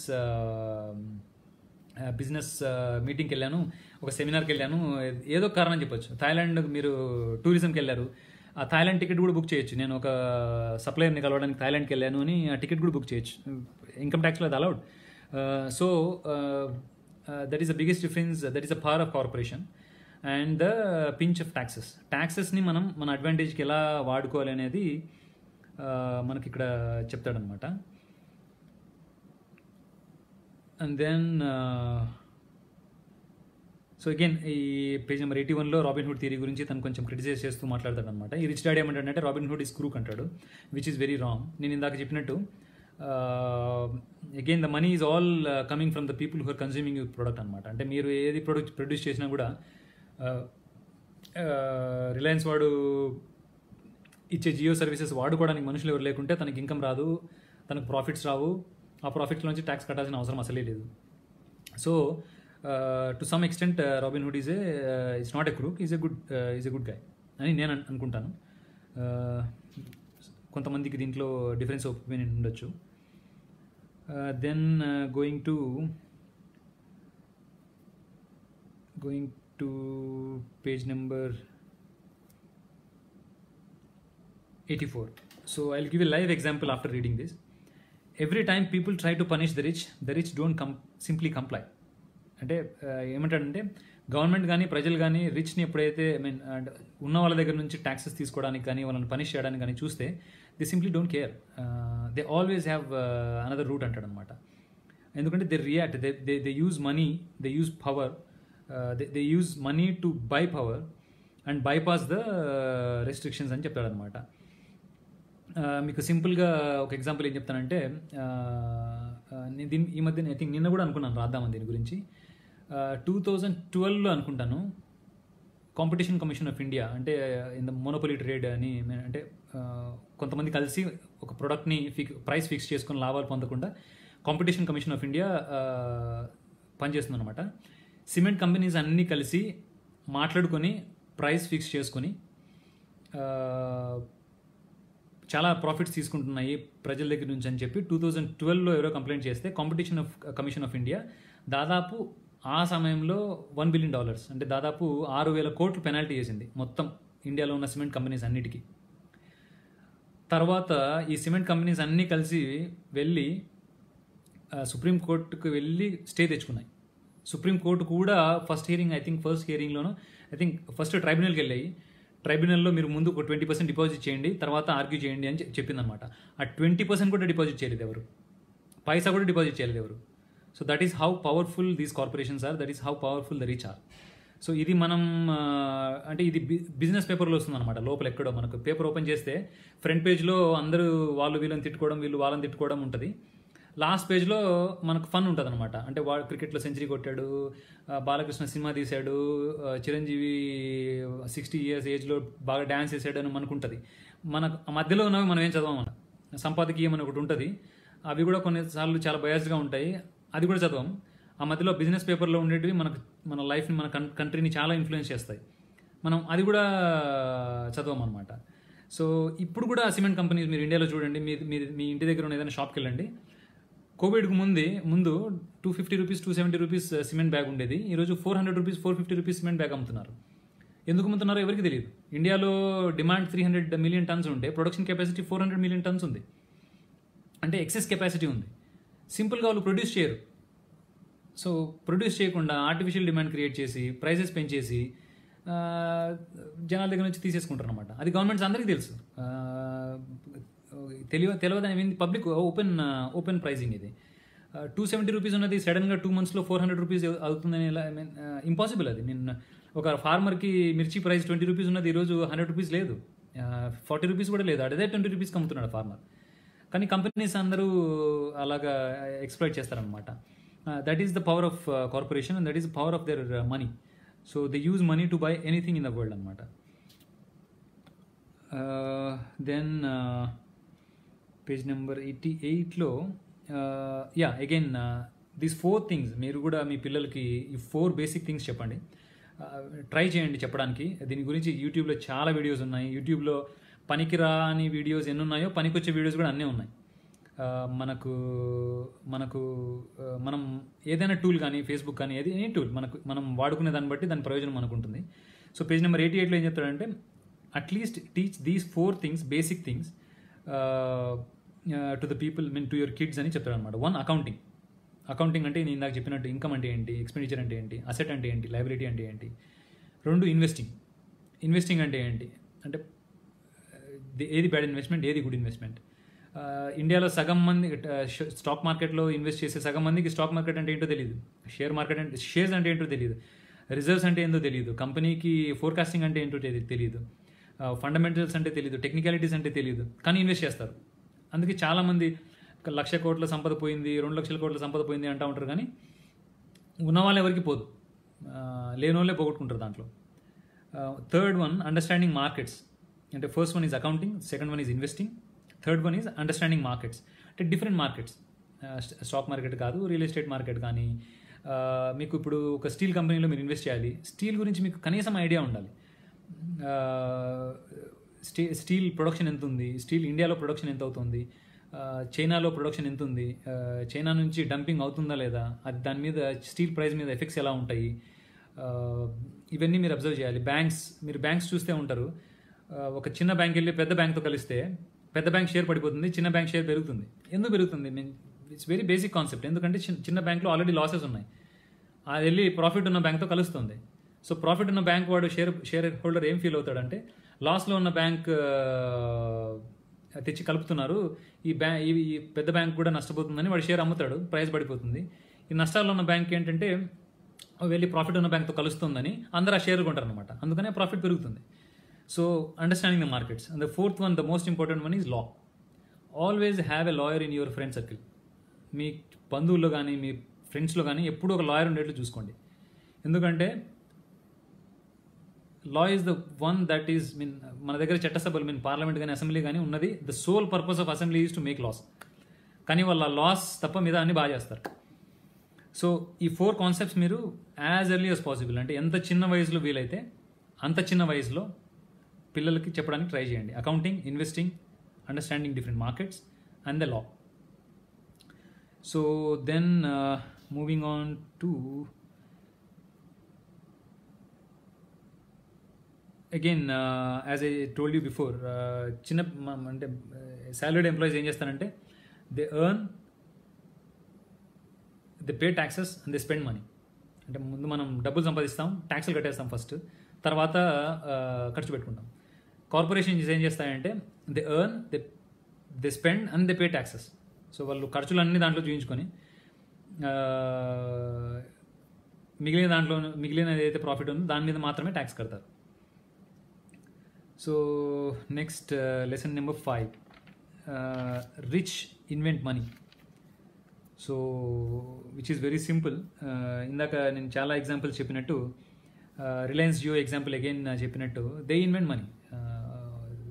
1,00,000 కోట్లు ఇన్వెస్ట్మెంట్ అంటే హీ హార్డ్లీ ఇన్వెస్ట్ 20,000 crores. అంటే కేవలం 20,000 కోట్లతో తను ఈరోజు 10%ని 45,000 crores అమ్ముకున్నాడు అనమాట. So they invest money.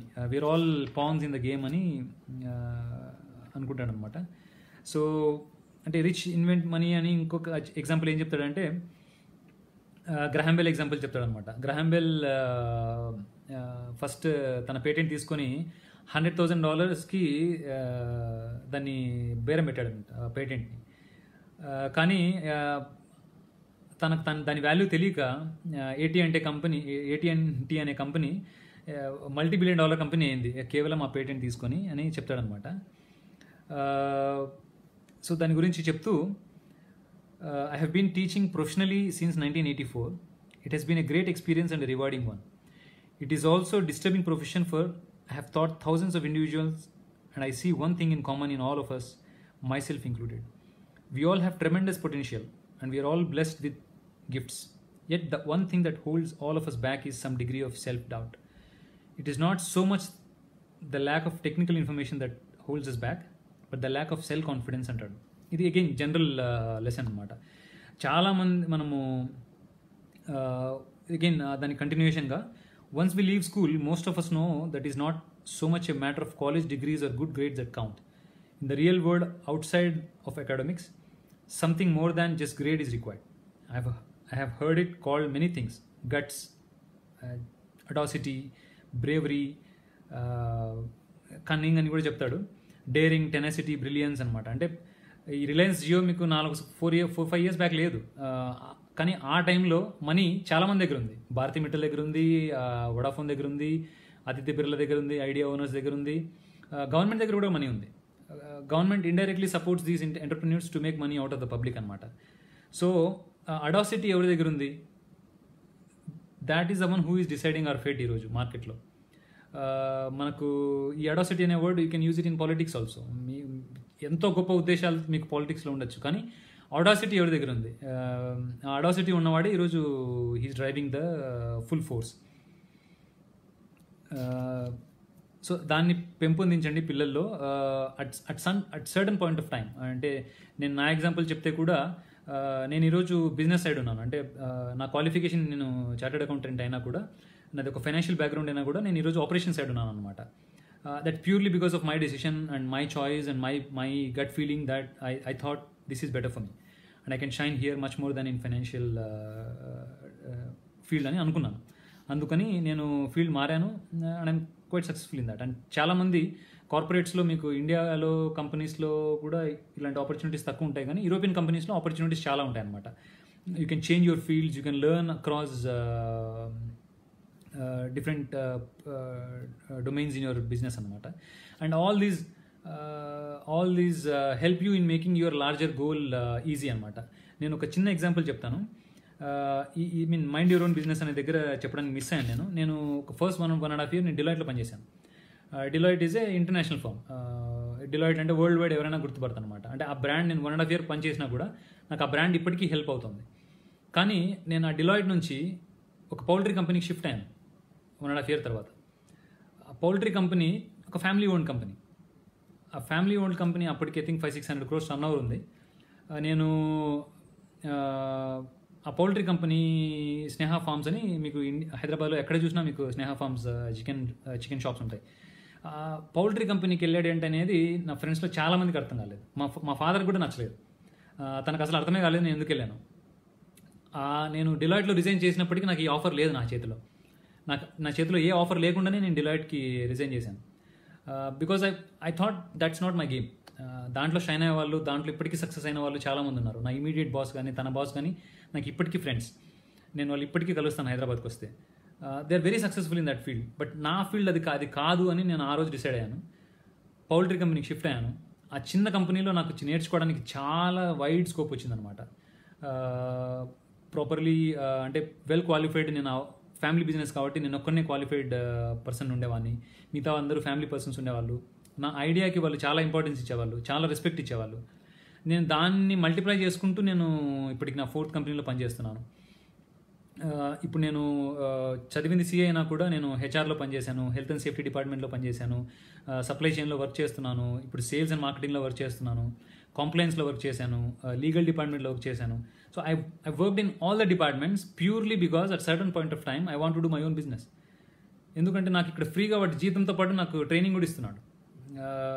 Every month నాకు ఫ్రీ ట్రైనింగ్ కూడా దొరుకుతుంది అనమాట.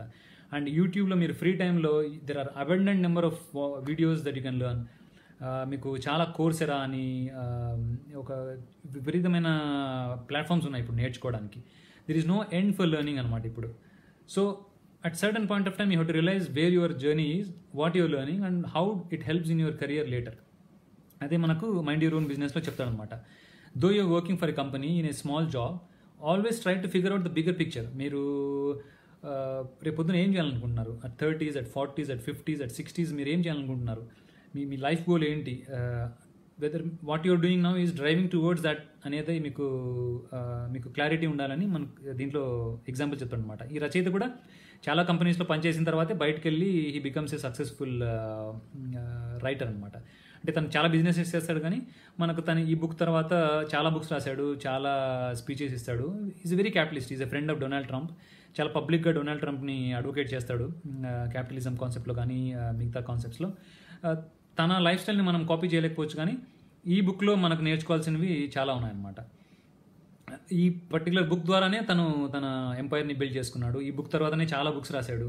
ఈ బుక్ని ఫండమెంటల్ బేసిస్గా పెట్టుకొని మిగతా బుక్స్ అన్నీ కూడా ఉంటాయన్నమాట. ఈ బుక్స్ చదివితే మనకు మిగతా బుక్స్ పెద్ద చదవాల్సిన అవసరం ఉండదు.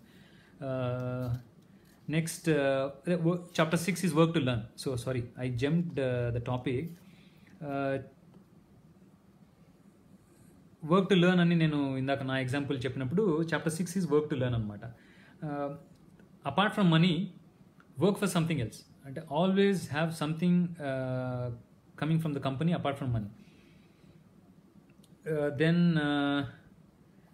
Then coming to page number 115. Then there are a lot of examples. ఇంకో పేజ్లో ఏం చెప్తాడంటే most people never win because they are afraid of losing. అంటే పీపుల్కి 2 ఫియర్స్ ఉన్నాయి, 2 క్వాలిటీస్ ఉన్నాయి అని అంటాడు అనమాట, గ్రీడ్ అండ్ ఫియర్. ఈ గ్రీడ్ వలన, ఈ ఫియర్ వల్లనే lot of people who cannot see success అని చెప్తాడు అనమాట. People who don't take decisions because their fear, they are afraid of failure అని చాలా చోట్ల చెప్తాడనమాట మనకి ఈ రచయిత. Then coming back to this again, work to learn chapter 6లో మనకి ఇంట్రొడక్షన్ ఏం చెప్తాడంటే, job security meant everything to my educated dad. అంటే తన సొంత నాన్న ఎప్పుడు కూడా have a job that secures your life అని చెప్తూ ఉంటాడు. అదే రిచ్ డాడ్ వచ్చేసరికి లెర్నింగ్ మెంట్ ఎవ్రీథింగ్. సో ఏది చేసినా కూడా you have to learn something అని చెప్తాడనమాట.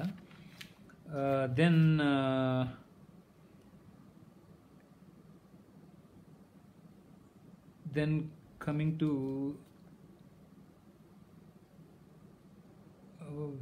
దెన్ ఇంకోటి దీంట్లో మనం ఒకటి అంటే సైకాలజీని క్యాపిటలిస్ట్ ఎలా వాడుకుంటారని చెప్పడానికి నేను ఒక పారాగ్రాఫ్ చదువుతాను. ఈ రచయిత ఫస్ట్ ఒక బుక్ రాస్తాడనమాట, దాని పబ్లిషర్ దగ్గరికి వెళ్తాడనమాట.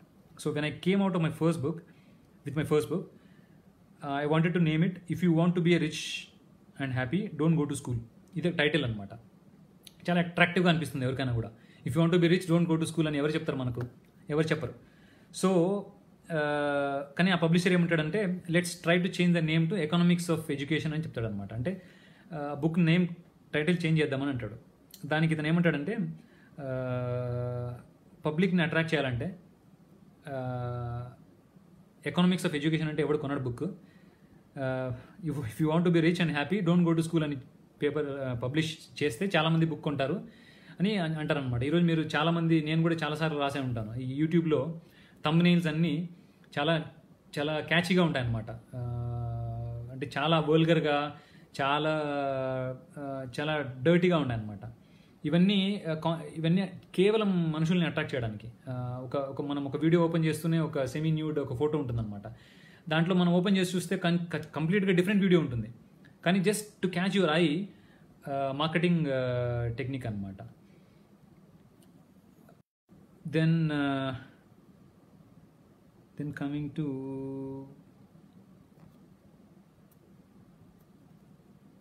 దెన్ ఈ బుక్లో ఈ రచయిత ఏం చెప్తాడంటే, మల్టీ లెవెల్ మార్కెటింగ్ని కూడా తను ఎంకరేజ్ చేస్తాడనమాట. Which is not fair. Multi level marketing is very very fraud. So please don't follow that. Then what's the time? Okay, 30 minutes. Then ఇంకో చోట ఏం చెప్తాడంటే, I am not interested in going to gym, but I go because I want to feel better and live longer. Unfortunately, there is some truth to the old statement. You can't teach an old dog new tricks. అంటే అలవాట్లు మార్చుకోవడం చాలా కష్టమని చెప్పే పద్ధతిలో ఇది చెప్తాడనమాట. మీరు జిమ్కి ఇష్టం లేకపోయినా కూడా వెళ్తారనమాట. ఎందుకంటే the bigger picture is clear. మీరు ఆరోగ్యంగా ఉండడం కోసం వెళ్తారు. కానీ చాలామంది వెళ్ళలేకపోవడానికి కారణం ఏంటంటే, the process of going to gym is difficult. Once you go to gym everybody does exercise. కానీ ఆ ప్రాసెస్ ఆఫ్ గోయింగ్ జిమ్ అనేది, మీరు ఇంట్లోంచి లేచి జిమ్లో అడుగు పెట్టే ప్రాసెస్ని మీరు విన్ చేయగలిగితే then the success in front of you అని చెప్తాడనమాట. Which is also very true in your regular life.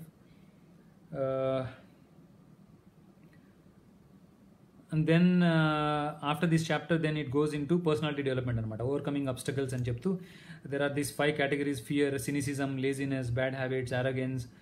ఇవన్నీ మీరు you have to win over అని తను చెప్తాడనమాట. ఇంకొక కాన్సెప్ట్ ఒకటి చెప్తాడనమాట, అంటే how two people think differently in given scenario అని చెప్తూ మనకు ఒక స్టోరీ చెప్తాడనమాట.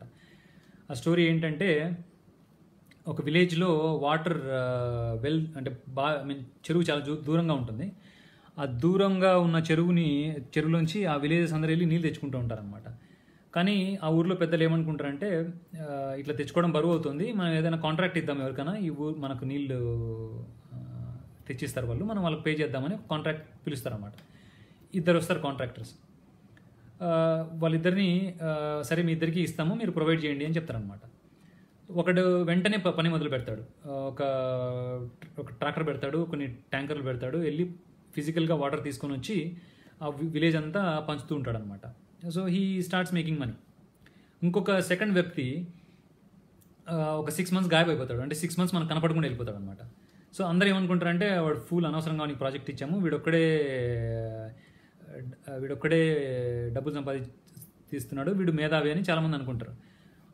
వెళ్ళిపోయిన ఇంకొకటి ఏం చేస్తాడంటే 6 months తర్వాత వచ్చి మొత్తం ఇంజనీర్లని ఒక పెద్ద బ్యాచ్ని తీసుకొని వచ్చి పైప్ లైన్ వేసేసి 10 చోట్ల ఊర్లో కుళాయిలు పెట్టేస్తాడు. సో జనాలందరూ ఈజీగా ఉంది అని వాడి దగ్గరికి వెళ్ళిపోతారు. వాడు మొత్తం మెకనైజేషన్ చేశాడు కాబట్టి హీ ఆఫర్స్ 25% డిస్కౌంట్ అనమాట. సో ఈ ఫస్ట్ వాడు కూడా వాని ప్రైస్కి మ్యాచ్ అవ్వాలని వీడు కూడా 25% డిస్కౌంట్ ఇస్తాడు. బట్ వీటి దగ్గర కంప్లీట్గా హెవీ ఎక్విప్మెంట్ ఉంది, హెవీ మ్యాన్ పవర్ ఉంది. So how capitalism differentiates between making money అనేది ఈ ఎగ్జాంపుల్ చెప్తాడనమాట. So then the rest of the chapters are, as I said, very personality driven concept anamata. How you have to change your lifestyle ani చెప్పడంలో మిగతా 6, 7, 9 chapters 7, 8, 9 chapters చెప్తాడు. So ఇది 2 keyగా నేను చెప్పాలనుకున్న introduction ఈ బుక్ గురించి. If you want to learn your self I can recommend you to read it once. అంటే అన్నీ చదివి బుర్రకెక్కించుకోవాలని కాకపోయినా కూడా the basic concepts of income, expenditure, investments, taxes, the power of corporation, as I told you. మీ దగ్గర చిన్న shop ఉన్నా కూడా company పెట్టుకుంటే I think you will be saving a lot. I mean if your paying tax. If you're not paying tax then this no worry at all. So I think I'm done in 37 minutes. We have about another 20 minutes for the questions. So questions నేను మీకు ఏదైనా doubts ఉన్నా దీని గురించి discuss చేయాలనుకున్నా కూడా you can నేను first నుంచి I will go through the comments if I have to cover anything. Watch okay.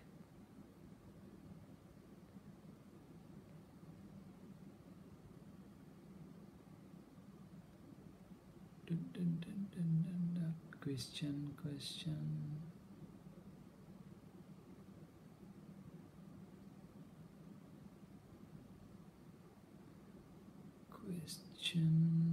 no, there is no question.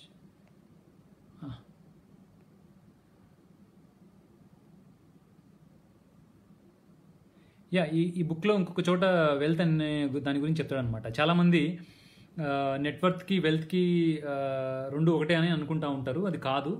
Net worth అంటే నీ దగ్గర ఉన్న ఆస్తులు, వెల్త్ అంటే నీకు రిటర్న్ ఇన్కమ్ని ఇచ్చే ఆస్తులు అని చెప్తారనమాట. దానికి డిఫరెన్స్ ఏంటంటే మీ దగ్గర చాలామంది ఉంటారు, మీ దగ్గర లెట్స్ సే లాట్ చాలామంది ల్యాండ్స్ ఉంటాయి. అంటే మీరు రాయలసీమలో వచ్చి చూస్తే చాలామందికి 20 acres 30 acres ల్యాండ్ ఉంటుంది, కానీ 1 yearకి 2 lakhs ఇన్కమ్ కూడా రాదు దాని మీద. సో అలాంటప్పుడు అది మీ ఆస్తి అవుతుంది కానీ మీ నెట్వర్త్ అవుతుంది, కానీ అది వెల్త్ కాదు. వెల్త్ అనేది ఏంటంటే మీకు ఎవ్రీ ఇయర్ మీకు కనీసం మీరు బతకడానికైనా కనీసం ఒక fix form of monthly revenue కానీ ఇయర్లీ రెవెన్యూ కానీ ఇచ్చేది వెల్త్ అవుతుంది. సో మీరు వెల్త్ని బిల్డ్ చేసుకోండి, నెట్వర్క్ని కాదు అని అంటాడనమాట. సో అది ఒక లెర్నింగ్ కర్వ్ ఈ బుక్లో. దెన్ సో శ్రీశైల్ గారు అన్నట్టు ప్రజలకు ఇచ్చే ఉచితాలు దోచిపెట్టడం డోంట్ గో వేస్ట్. ఇది నేను ఇంతకుముందు కూడా దీని గురించి చెప్పాను అనమాట. People spend that money, by goods, create demand. It's మీరు ఈ మధ్యన ఐ థింక్ నోబెల్ ప్రైజ్ వచ్చింది ఒక ఆయనకి, Abhijit Banerjee. I think he also advocates governments giving money to the people అనమాట. ఇదేంటంటే Mahatma Gandhi national rural employment guarantee స్కీమ్లో కూడా ఇదే కాన్సెప్ట్ అనమాట. You pump the money in to the public little by little so that they continue to spend and drive the economy. So ఈ driving economy ఏమవుతుందంటే as on when the corporates coming to picture wealth accumulation అవుతుందన్నమాట. మీరు ఒక 1000 rupees ఖర్చు పెడితే మీరు ఇంకో concept మీరు దీంట్లో అర్థం చేసుకోవాల్సి ఉంటుంది ఏంటంటే income direct taxes and indirect taxes. Direct taxes ఏంటంటే మీరు డైరెక్ట్ ట్యాక్సెస్ లాంటి ఇన్కమ్ ట్యాక్స్ కానీ ప్రాపర్టీ ట్యాక్స్ కానీ ఇవన్నీ మీకు ఉంటేనే, ఇన్కమ్ ఉంటేనే మీరు ట్యాక్స్ కడతారు, ఇన్కమ్ ట్యాక్స్ లేకుంటే కట్టరు. కానీ ఇండైరెక్ట్ ట్యాక్సెస్ అంటే జిఎస్టీ ఏంటంటే జిఎస్టీ మీ రాబడిని బట్టి కాదు, జిఎస్టీ మీరు కట్టేది మీ ఎక్స్పెండిచర్. ఓకే, ద ఫస్ట్ వీడియోకి నేను ఇప్పుడు కామెంట్స్ చూడగలుగుతున్నాను. ఒక ఆయన అడిగారు, is there any possibility to apply these principles to any person who came from poor background and rural area? Definitely. అంటే నేను కూడా పూర్ ఏరియా నుంచి, పూర్ ఫ్యామిలీ నుంచి వచ్చాను. Not well off and very much from rural background. You have to build your stepping stones. మీరు ఒక్కసారిగా అందరూ over night reach అయిపోలేరు, politicians అయిపోయినట్టు. But yeah, if you can make study progress, if you can make good plan, డెఫినెట్గా ఇది work out అవుతుంది ఎవరికైనా కూడా. You may not make, అంటే మీరు 100 కోట్లు 200 కోట్లు సంపాదించలేకపోవచ్చు, కానీ you can have a reasonably good life. Then we want cash to people to combat crisis. Yes. Union government to give cash to people to combat the crisis, 100% yes. మిగతా ప్రపంచంలో చాలా దేశాలు వాళ్ళ ప్రజలకు డైరెక్ట్గా డబ్బులు ఇచ్చాయి. డబ్బులు ఎందుకు ఇచ్చాయంటే, మీకు ఎకానమీలో ఎప్పుడు కూడా 2 కాన్సెప్ట్స్ ఉంటాయి, supply side and demand side.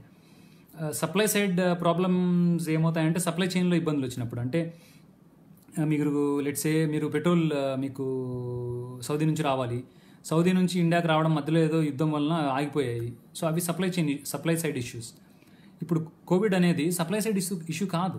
అంటే ఈరోజు కార్లు కొనేవాడు ఉంటే, Kia can produce cars and cell.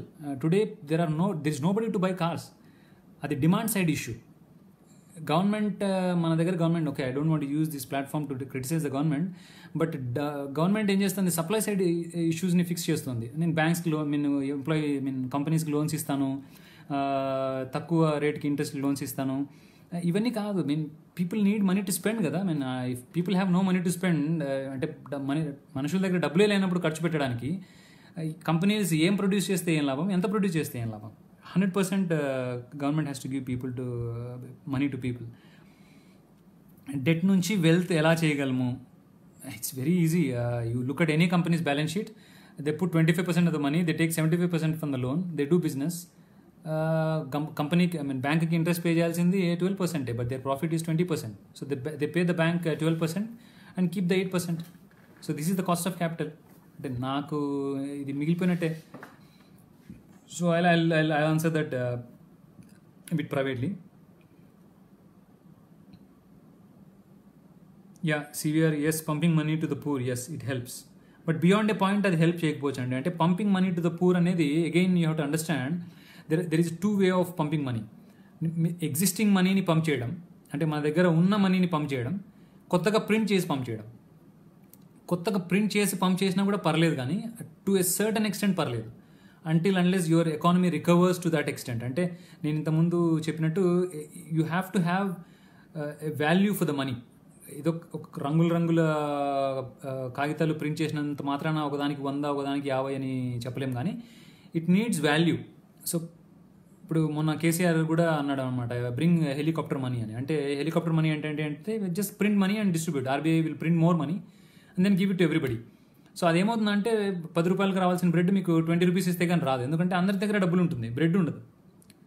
So మీరు బ్రెడ్స్ కూడా అంతే ప్రొడ్యూస్ చేయగలిగినప్పుడు, దాన్ని కన్స్యూమ్ చేసే మనుషులు కూడా అంతే ఉన్నప్పుడు, then the 20 rupees has value. So మీరు pumping money helps, but to a certain extent, not to the great extent. So MNREGA scheme అయితే డెఫినెట్గా హెల్ప్ చేస్తుంది. అంటే ఎవ్రీ పూర్ పర్సన్కి 2000 రూపీస్ ఇవ్వడం, 3000 రూపీస్ ఇవ్వడం ఉన్న బడ్జెట్లోంచి హెల్ప్ అవుతుంది, ఎందుకంటే they again spend that. But ఎక్కడ స్పెండ్ చేస్తారనేది again a big concept in economics. అంటే ఈరోజు we're not covering the topic and I'm about to end my time. Maybe we can discuss on other time. మొన్న ఒక example మీరు చూసే ఉంటారు, ఈ చిన్నపిల్లలు స్కూల్ పంపిస్తే తల్లులకి 15,000 రూపీస్, ఐ థింక్ ఇద్దరు పిల్లలు ఉంటే 15,000 రూపీస్ వచ్చింది అని గవర్నమెంట్ ఇచ్చింది. సో ఇది ఎలా నెగటివ్ ఇంపాక్ట్స్ ఉంటాయంటే, ఇవ్వడం మంచిదే, ఇవ్వడం దాని గురించి no discussion.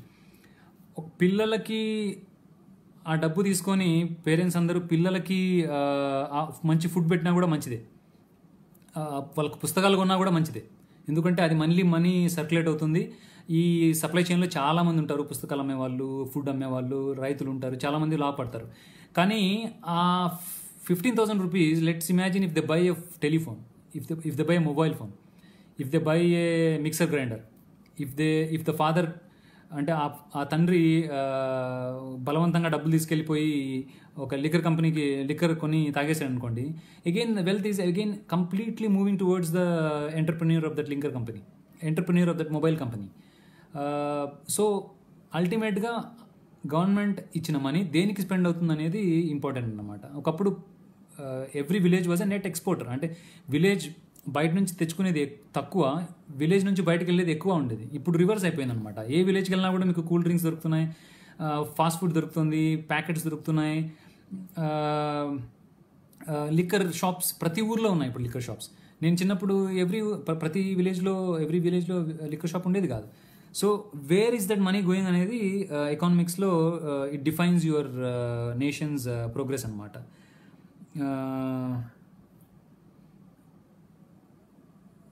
Then business entail certain compliances in India. Yeah, compliances yes 100%. నేను ఇందాక చెప్పినట్టు లాలో కంప్లైన్స్ కూడా ఒక బిగ్ పార్ట్. సో మీకు యూరోపియన్ కంపెనీ చూస్తే we have huge department on compliance. మా కంపెనీలో రూల్ ఏంటంటే if you don't complain just don't do business అంటారు అనమాట సింపుల్గా. అంటే you don't try to bypass the law, you try to work around the law అంటారు, కానీ you cannot simply ignore the law. ఇండియాలో మేబీ డిఫరెంట్గా వర్క్ అవుతూ ఉండొచ్చు given the politicians involvement in every damn thing in the life in India. But చాలా కంట్రీస్లో అలాగా ఏముండదు. Then audacity versus integrity. Some like Tata prefer integrity. Ya, again it's a debatable concept అండి భార్గవ్ గారు. అడాసిటీ, మీరు రతన్ టాటా, మీరు నీరా రాడియా టేప్స్ చూస్తే రతన్ టాటా మీద అంత మీకు ఇంప్రెషన్ ఉండకపోవచ్చు, ఎందుకంటే ఎవ్రీబడి లాబీస్. బిజినెస్లో ఉన్న వాళ్ళు ప్రతి ఒక్కరు లాబీ చేస్తారు. అమెరికాలో అది చాలా చట్టబద్ధంగా జరుగుతుంది, లాబీయిస్ట్ ఉంటారు. Every company has to disclose how much they pay to the lobbyist. ఇండియాలో మనకు లాబీయింగ్ అనేది ఓపెన్ కాదు, చాలా సీక్రెట్గా జరుగుతుంది. చాలా మనీ ఫ్లో ఉంటుంది లాబింగ్లో. I don't know who benefits from that. Yeah, integrity అనేది మేడిపండు మాదిరి అనమాట, ఓపెన్ చేస్తే కానీ తెలియదు అనమాట. ఇందాక నేను ఒక సెషన్ అటెండ్ అయ్యాను మా గురుకుల్ సొసైటీ మీద. చిన్న వీరభద్ర గారు చెప్తున్నారనమాట, గురుకుల్ సొసైటీ నుంచి వచ్చిన చాలామందికి ఈ ఇంటెగ్రిటీ అనేది ఉంటుంది అని. Integrity is nothing but doing right thing even if nobody is watching you. So yeah, integrity ఉండొచ్చు, టాటా దగ్గర ఉండొచ్చు. బట్ అల్టిమేట్లీ నేనేమనుకుంటానంటే Tata is better than any other organization అనుకుంటాను ఇండియాలో. ఎందుకంటే అల్టిమేట్గా Tata sons is the major share holder in all the Tata companies. And Tata సన్స్లో major money goes to the philanthropy. అంటే వాళ్ళు పర్సనల్గా వెల్త్ని అమాస్ చేసుకోరనమాట Tatas as a family. Like Reliance is Tatas ఎన్ని రోజుల నుంచో బిజినెస్లో ఉన్నా కూడా they are not in the richest people of the world లిస్ట్లో లేరు వాళ్ళు. రతన్ టాటా లేడు, వాళ్ళ తాత లేడు, కానీ ముఖేష్ అంబానీ ఉన్నాడు. ఎందుకంటే Mukesh Ambani amasses the wealth to his own family. He builded house of $1 billion. అంటే 5,000 కోట్లు పెట్టి ఇల్లు కట్టాడు. నలుగురు ఉండడానికి 5,000 కోట్లు ఇల్లు అవసరం లేదు. మీరు జపాన్కి వెళ్ళి ఏ పెద్ద కంపెనీ సీఈఓ అని చూసుకున్నా కూడా అంత పెద్ద, అమెరికాలో కూడా లేరు అంత పెద్ద ఇల్లు కట్టుకునేవారు. బిల్ గేట్స్ కూడా అంత పెద్ద ఇంట్లో లేడు. Anyway, it's personal choice, we cannot comment on that. But yeah, on any given point of time, if you compare Reliance versus Tata, yeah, definitely Tata has more integrity. At the same time, they do some lobbying. Without lobbying, no business works in India or anywhere else. Then between rich dad and poor dad, vulnerabilities levels are different. Yes, when they affect their choices they make. Yes. And the viewpoint అంటాం కదా, the rich dad has a different viewpoint about the society. Rich dad ఏమంటాడంటే, you do the business, you make the money, then you donate the money you want అంటాడు. అంటే చాలామంది ఇప్పుడు ఈ మధ్య నా ఫ్రెండ్స్ కూడా చాలామంది అంటారు అనమాట. So if I'm doing a business, let's say even if I'm doing in a wrong way, what is the problem? I'm feeding 300 people. నేను ఏదైనా సోషల్ కాజ్ కోసం వచ్చినప్పుడు I'm donating lot of money. నీ దగ్గర మనీనే లేనప్పుడు నువ్వు ఏం డొనేట్ చేస్తావు, నీ వలన ఏం మంచి అవుతుంది అని అంటారు అనమాట. These are 2 different viewpoints on the way society works. I don't know whom to find fault or whom to say right, but yeah, there are 2 different schools of thought అనమాట. డెఫినెట్గా we have to have a viewpoint, and then ఆ view పాయింట్లోంచి మనం ప్రపంచాన్ని చూస్తామన్నమాట. ఇప్పుడు అమెరికాలో జరిగే అల్లర్ల గురించి కూడా there are few people who say that what blacks are doing is wrong. There are few people who say what black people is doing right. So our viewpoint decides our decisions, our choices. Then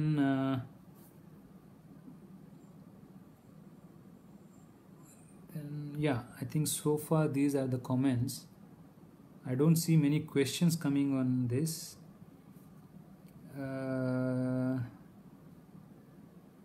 I hope nobody from my company watches this video, ఎందుకంటే మళ్ళీ salary ఇవ్వాలా నువ్వు నేర్చుకున్నాను దానికంటారు.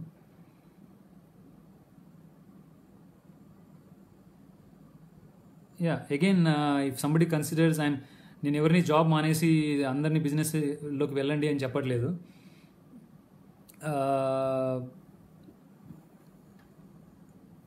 I think yeah, we crossed too much time. Okay, yeah, I'll stop here. మీరు ఇంకా ఏదైనా questions ఉంటే please comment. I can personally reply on all those comments. Yeah, see you another time on another book if it makes sense. Thanks for watching. Have a good day. Have a good night. Sorry. Thank you, Srishal garu.